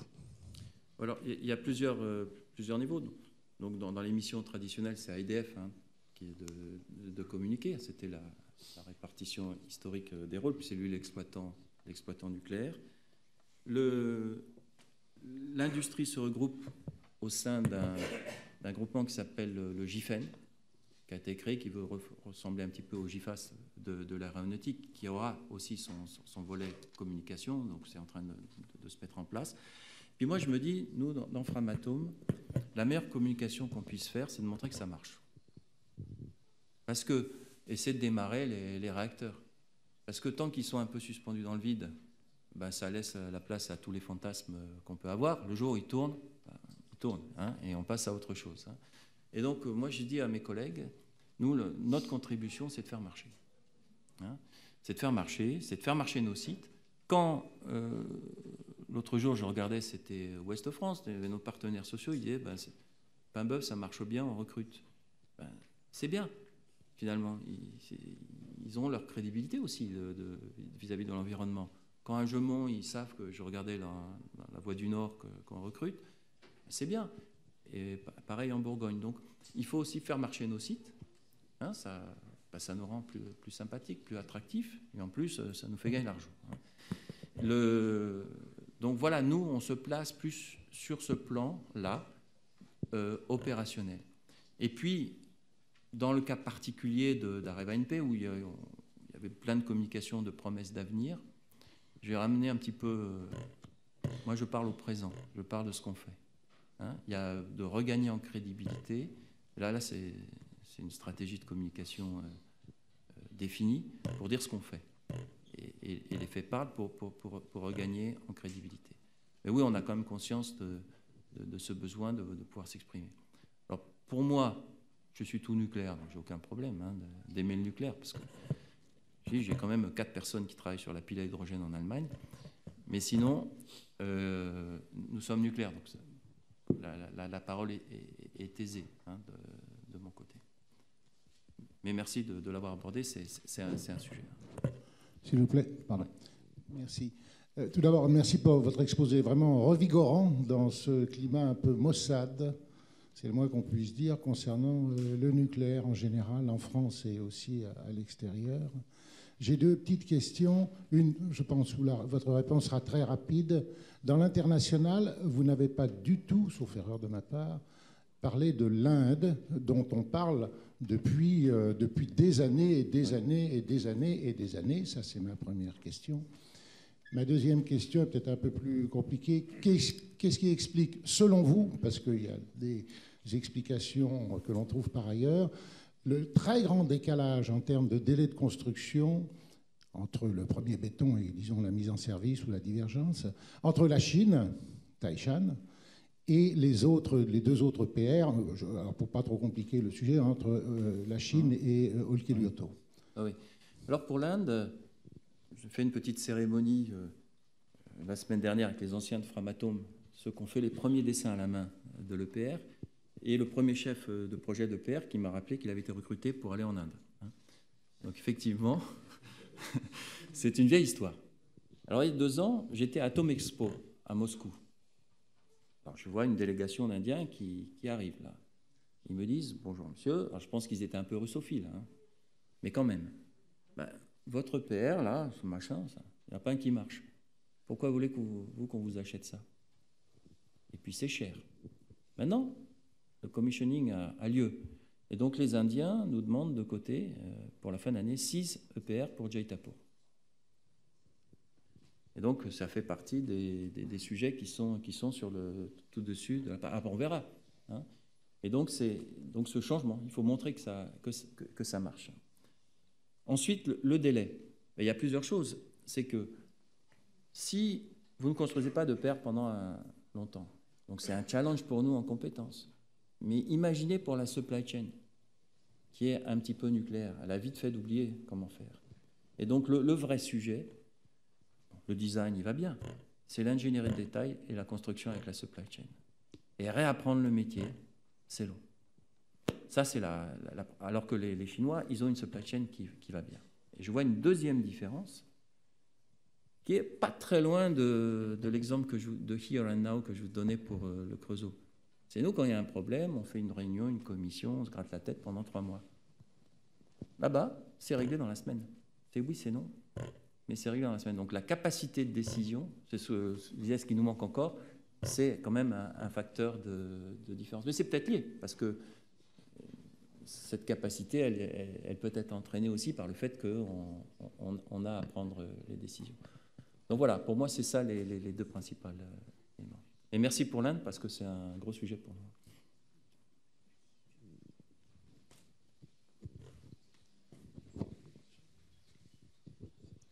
Enseigne de vaisseau fêté du GA de Cherbourg. J'aurais souhaité savoir quelle était l'influence du politique ou de la géopolitique dans votre développement national ou international. Est-ce qu'il y a un lien étroit ou alors est-ce que vous en êtes totalement indépendant? Oui, ben déjà, si un pays dit « je ne fais pas de nucléaire, mais j'ai une bonne idée et je le vends aux autres », c'est déjà plus compliqué pour vendre. Hein. Donc on voit bien c'est difficile d'exister sans une base nationale. On va voir comment les Coréens s'en sortent, hein, puisqu'ils essayent de se positionner comme ça, mais on voit que ce n'est pas facile. Deuxièmement, oui, il y a un soutien. Hein, et donc, il y a toute une préparation, c'est parce que c'est quelque part, l'effort est d'un tel niveau, ça suppose des transferts de technologie, des autorisations, que ça se traite à ce niveau-là. Oui, la vente d'une centrale nucléaire, c'est quelque chose d'important. Maintenant, il y a aussi le business quotidien, les fuels, la maintenance. Framatome, c'est 1,7 milliard à l'export. Et là, ça se passe, son réacteur est en panne. En Chine, ben, il a appelé les Russes et puis ça ne marche pas. Ben, ils appellent Framatome et on intervient dans la centrale. Donc il faut qu'il y ait un cadre qui permette de le faire. Mais si la vente de réacteurs elle-même est quelque chose de géopolitique, ensuite toute l'activité de maintenance et de fuel, elle dépend de nos compétences, de nos prix, de notre réactivité, notre capacité à intervenir. Donc il y a un peu des deux. Mais pour moi, le quotidien, il est fait plus de cette partie-là. Hein, et c'est ça qui fait nos résultats financiers aussi. C'est nos compétences, notre réactivité. Et donc, vous savez que si vous appelez, si Dominique Minière, patron du parc, il demande à Framatome le vendredi soir de se mobiliser, ben, on va être fiers de se mobiliser pendant le week-end pour intervenir sur le parc. Et c'est ça qui fait la confiance ou pas, ou l'absence de confiance entre une société comme nous et nos clients. Après, il y a des règles du jeu. Hein, s'il y a export control, s'il y a des technologies d'origine américaine, les Américains définissent une règle du jeu, ben, on la respecte. La France aussi définit une règle du jeu. On ne va pas les vendre nos réacteurs au Pakistan. On sait que c'est pas bien. On ne va même pas essayer. Donc oui, mais à l'intérieur, il y a un cadre, mais à l'intérieur de ce cadre, c'est une société qui se bat sur des marchés. C'est ça notre réalité. Et je vois le monsieur qui gère tout ça, les offres, c'est un ancien marin. Il est là. Et donc, toutes les semaines, il a à faire face à ce type de décision. Bonjour, ici. Oui, pardon. Aubin Tonsenti de l'INSN Cadarache, étudiant. À propos du raccordement de l'EPR à Taishan, je voulais savoir si c'était juste un fruit du hasard du calendrier que les Américains les raccordaient 48 heures après, ou est-ce que c'est le fruit d'une espèce de course qui, on l'a vu par le passé, était bénéfique pour stimuler la recherche et le développement de nouvelles technologies, mais où des fois un peu trop de pression industrielle et voire politique ont mené à des catastrophes industrielles, par exemple pendant la course à l'espace. Donc ça, c'était ma première question. Et ma deuxième question, je voulais avoir votre avis sur l'état du retour d'expérience entre les acteurs du nucléaire dans les différents pays. Oui, alors, pour Taishan, à un moment, quand il faut démarrer, il faut démarrer. Hein. Sinon, il faut qu'il y ait quand même une certaine énergie pour le faire. Et il y avait l'envie d'aller devant les Américains. C'était quand même assez fort chez notre client. Enfin, nous, on a aussi des responsabilités, donc on ne fait pas non plus n'importe quoi. Alors, nous qui avons gagné la course, on dit que c'est la course. Les Américains qui l'ont perdue, ils disent que c'est politique. Bon. Je pense que si on avait perdu la course, on aurait dit que... Mais enfin, très très franchement, on ne pouvait pas aller plus vite. Hein. Et déjà, ça a un peu de retard. Hein, ça a du retard par rapport au schéma initiaux. Ensuite, le retour d'expérience, il est à plusieurs niveaux. Déjà, nous, on a ce qu'on s'appelle le FROG. Donc, ce n'est pas les grenouilles, hein, c'est le regroupement des utilisateurs de nos technologies pour avoir des politiques communes de pièces détachées. Donc, c'est quelque chose qui existe. Hein. Ensuite, il y a un groupement des utilisateurs de PR qui fonctionne. D'ailleurs, cette semaine, ils sont à Olkiluoto pour échanger. Et puis, il y a, nous, un programme qui s'appelle Power Up, qui consiste à échanger nos retours d'expérience de démarrage de différents EPR pour en bénéficier dans la suite. D'ailleurs, ce n'est pas forcément un hasard si c'est finalement les plus récents qui démarrent avant, parce qu'ils bénéficient du retour d'expérience. C'est aussi un élément d'explication, mais pas le seul, hein, mais c'est un des éléments d'explication. Et puis sinon, les exploitants eux-mêmes ont des partages d'expérience en tant qu'exploitants. Et d'ailleurs, hier, j'étais en réunion avec le EDF exploitant en disant que ce serait bien que, et ils sont d'accord, que vous partagiez vos expériences, mais sans donner toute la solution qui fait qu'on va pouvoir la vendre derrière. Mais donc ça fait partie de l'esprit, parce qu'ils ont intérêt quand même à ce que ça se passe bien chez tout le monde. Donc ce retour d'expérience, c'est quelque chose de fréquent et de très pratiqué. Alors nous avons défini une règle, c'est que tous les gens qui reviennent des projets, par exemple de Finlande, 2 mois, retour d'expérience. Sinon, ils sont tout de suite happés par une autre priorité. Et donc on impose ce critère. Et donc, chaque unité qui reçoit finance sur un compte commun 2 mois de retour d'expérience. C'est clé, hein. Oui, merci monsieur pour votre exposé. Elisabeth Stiby, NSTN. Moi, je suis frappée par le titre de votre intervention. Qu'entendez-vous par réussir le nucléaire des prochaines décennies? Je sais pas, moi, quand j'étais dans une société qui avait un trou dans la caisse de 3 milliards, je n'avais pas l'impression que c'était une grande réussite. Donc, c'est de le faire marcher. C'est de le faire marcher dans mon esprit. Moi, je crois que l'EPR, c'est un bon design. Ce qu'il faut, c'est en tirer les leçons industrielles, le rendre raisonnablement compétitif et prévisible dans ses budgets. Et c'est possible. Et ensuite, pour le reste de l'activité, c'est ce que je vous décris, c'est que l'environnement est un challenge pour nous, mais il y a un positionnement pour nous, au-delà du retournement financier que nous avons connu, qui est de dire oui, nous serons là dans 10 ans, dans 20 ans, dans 30 ans, à accompagner un certain nombre de centrales nucléaires. Et c'est ça, pour moi, à réussir. C'est faire notre métier d'experts en technologie et d'industriels, avec des gens contents de le faire et engagés. C'est ça. C'est de l'exécution, en fait. Hein. Oui. Oui, bonjour, Cécile Laugier, EDF. Moi, j'avais une question à propos de... Vous avez évoqué un tout petit peu la R&D en matière de fabrication, en particulier les techniques additives. Est-ce que c'est quelque chose qui peut être... Est-ce qu'il y a des opportunités à implémenter dans vos usines aujourd'hui, dans les... Voilà, issus de la R&D en techniques additives? Mais je pensais aussi aux contrôles non destructifs, qui sont quand même un élément clé de la qualité. Voilà. Est-ce qu'il y a il y a des nouveautés à attendre? Oui. Alors, dans ces technologies, ça pourra se faire sur certaines pièces. Hein, on essaye d'éviter d'avoir des soudures. Moi-même, quand j'étais dans l'inox, je regardais là-dessus, la compression isostatique à chaud, des choses comme ça. Mais je ne le voyais pas comme quelque chose d'immédiat. Alors, le nucléaire, le temps de valider, etc., je pense que ça... Mais ce n'est pas pour la semaine prochaine. Mais ça mérite quand même de se regarder, d'être présent, d'avoir des brevets si nécessaire dans ce domaine-là. Hein, c'est de pouvoir bénéficier de formes ou de propriétés mécaniques de façon le plus simple possible. C'est ça l'idée. Donc ça mérite qu'on ait des efforts dessus.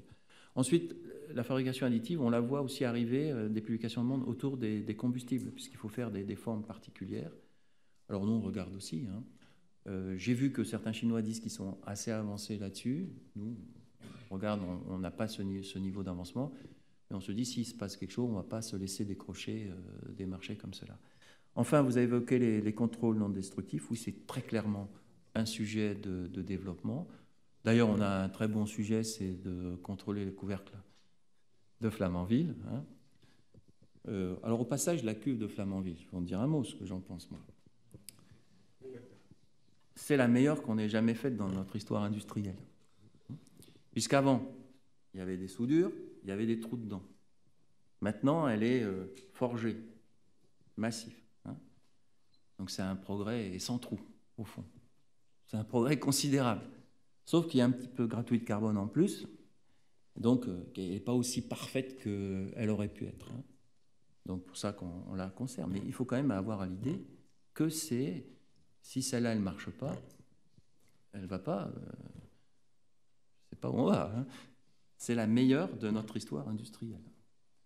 Alors le couvercle, nous on pense qu'il est bon, mais il n'a pas tous les attributs qu'il pourrait avoir, donc il va falloir le contrôler.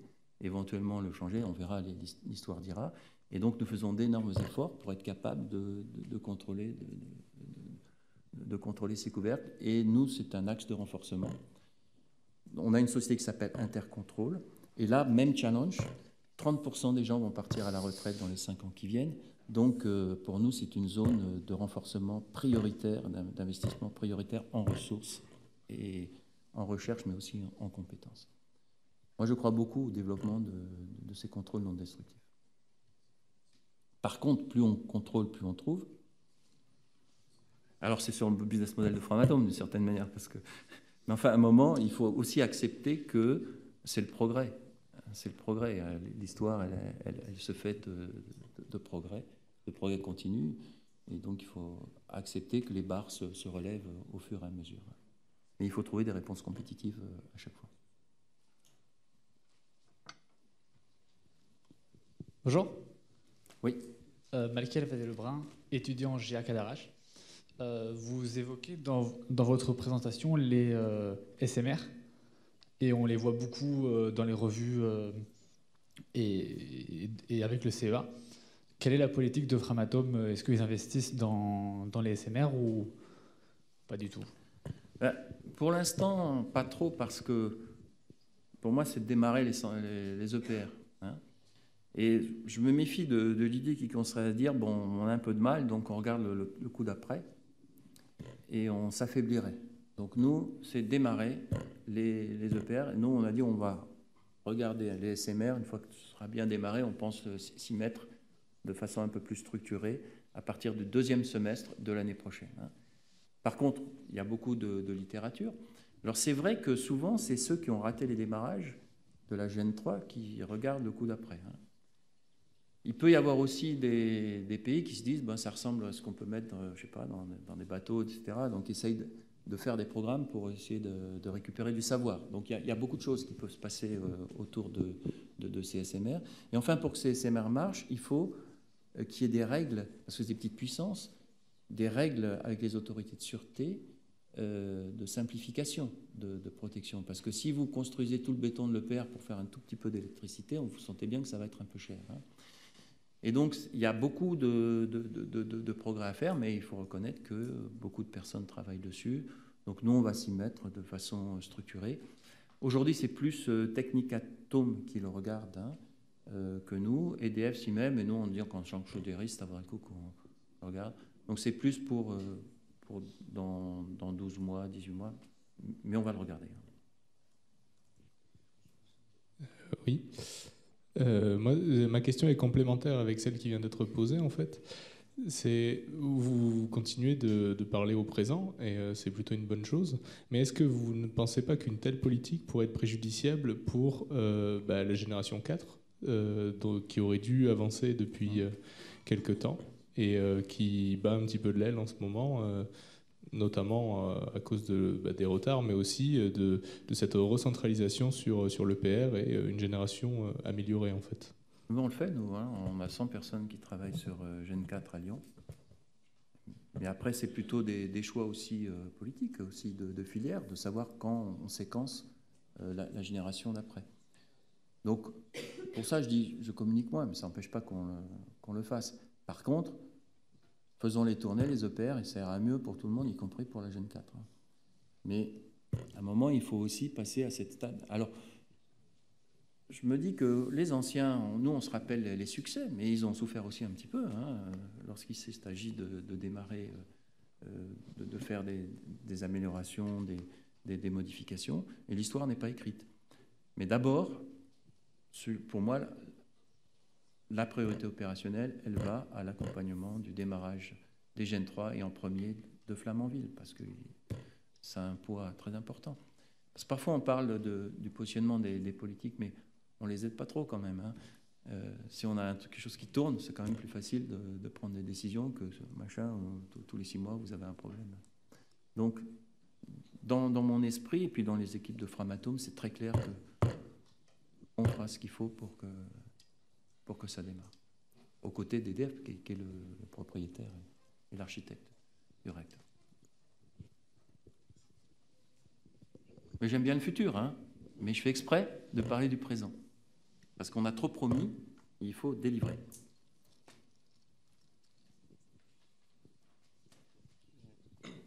Donc Maxime Duclos, élève GA sur le site de Cherbourg. Ma question va aller un peu dans la continuité de ce qui est en train de se dire. Génération 4, effectivement, de toute façon, le projet était, l'envergure du projet a été bien réduite ces derniers mois. Donc effectivement, la priorité n'est plus sur ce projet-là. On a un EPR à Flamanville qui va bientôt diverger donc dans les prochains mois, mais on n'en a qu'un seul. On n'a pas a priori, il n'y a pas eu d'annonce qui a été faite pour construire d'autres EPR sur le site français. On a très bien compris le rayonnement de Framatome et le développement des réacteurs nucléaires dans le monde, mais concrètement en France, quel est l'avenir des installations nucléaires à l'heure où il paraît de plus en plus compliqué de construire un réacteur nucléaire? Non, on peut regarder ce qui se passe par exemple aux États-Unis. Hein, l'extension de la durée de vie, 60 ans, c'est quelque chose d'admis. Et nous travaillons avec des exploitants pour passer à 80 ans. Hein, et plus de 80% des opérations d'extension de durée de vie des réacteurs nord-américains associent les équipes de Framatome. Donc nous, on croit. Donc on a des technologies c'est assez intéressant d'ailleurs. Ils appellent ça le cavitation pinning. En gros, vous prenez un matériau métallique, vous lui faites un massage. Ça lui donne une nouvelle jeunesse. Des choses comme ça qui sont vraiment se font sur les sites. Ensuite, nous dimensionnons pour maintenir nos compétences. Hein, parce que si on ne le fait pas, de toute façon, il n'y aura pas. Hein. Et nous, on estime qu'avec la capacité de dimensionnement, on a une capacité à lancer jusqu'à 10 EPR d'ici dans les 15 ans qui viennent, y compris les 2 d'Hinkley Point. Mais il peut y en avoir 2 à Sizewell aussi en Grande-Bretagne, hein, parce que nos collègues de EDF Energy sont très actifs là-dessus. Il peut y en avoir entre 0 et 6 à Jaitapur, c'était la question qui était posée. Et j'espère bien qu'il y en aura aussi une série en France. Et donc nous nous dimensionnons pour être capable de remplir cette mission. Et finalement, je n'ai pas de sujet de dimensionnement, parce que pour maintenir les compétences, il faut le faire. Après, la question, elle va se poser dans 5, 6, 7 ans. Est-ce qu'on garde Mais aujourd'hui, pour maintenir la compétence, c'est ça qu'il faut faire. Et moi, je n'ai aucun doute qu'il y aura une série en France, parce que ça... Je ne fais pas de politique, hein, c'est un choix politique, mais ça a beaucoup de sens. Et nous travaillons pour faire en sorte que ce soit possible. Et ce serait quand même dommage qu'il y ait une décision et qu'on ne soit pas foutu de le faire.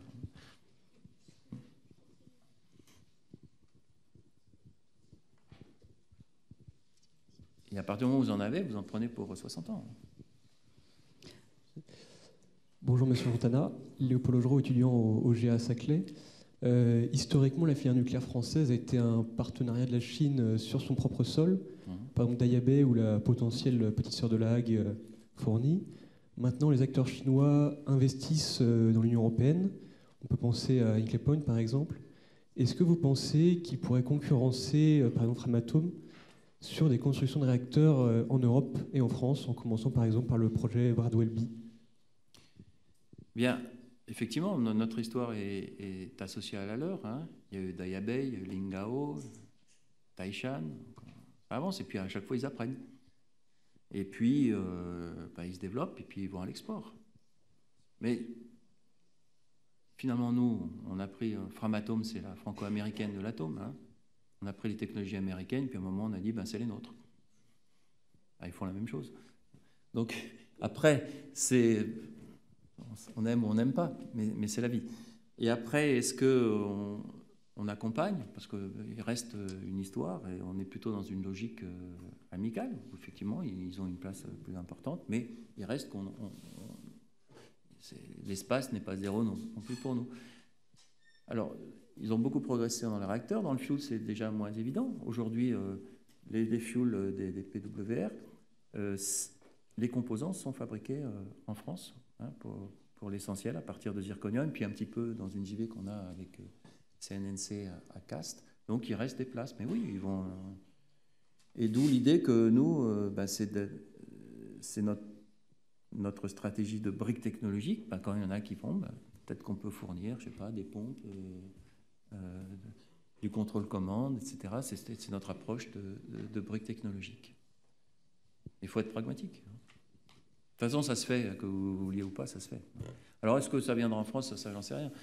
On va voir, est-ce que la France a envie de faire, comment c'est perçu. Vous dites, pour assurer les Français, j'ai une idée géniale, je mets un truc chinois. On va voir comment c'est perçu, j'en sais rien.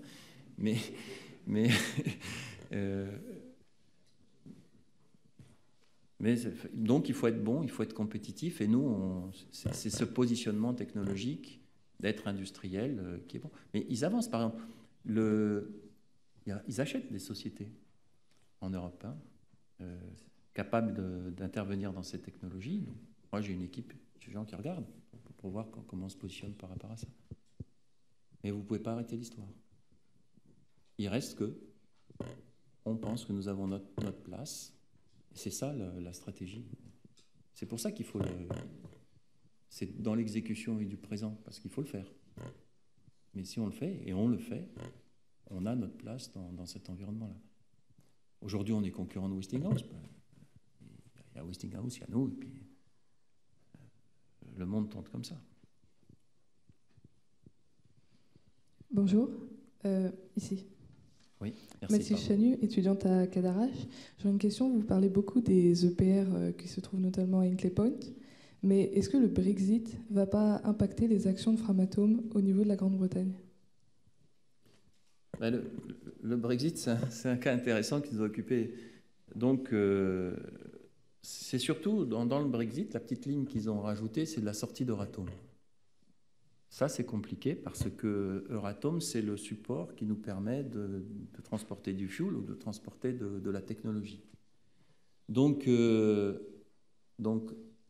en prévision d'un risque de hard Brexit, par exemple, il y a une centrale à Sizewell B, en Bretagne, ils ont demandé de fournir du fuel par avance. Cet été, c'était les Allemands qui ne voulaient pas, quand ça venait d'Allemagne, ils bloquaient le transport de fuel, donc on est sorti. Mais en théorie, s'il n'y a rien n'est fait, vous arrêtez tout. Donc donc il y aura quelque chose de...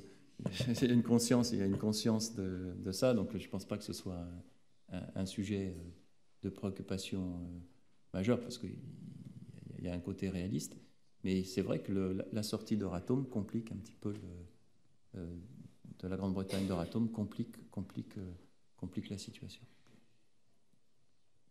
Alors on me dit c'est too big to fail. Alors je sais bien qu'on a dit ça des banques, et puis quand même c'est tombé en 2008. Et donc le sujet est quand même bien perçu avec des plans de mitigation plans en place.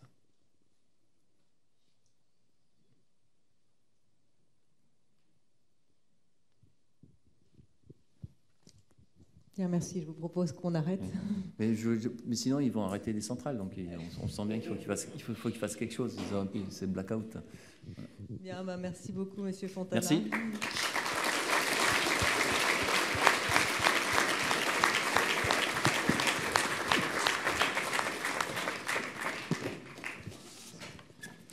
Bien, merci vraiment de votre présence parmi nous, d'avoir partagé, échangé avec nos étudiants. Merci à Madame Lazafri d'avoir représenté le CEA, signe du soutien du CEA à notre formation.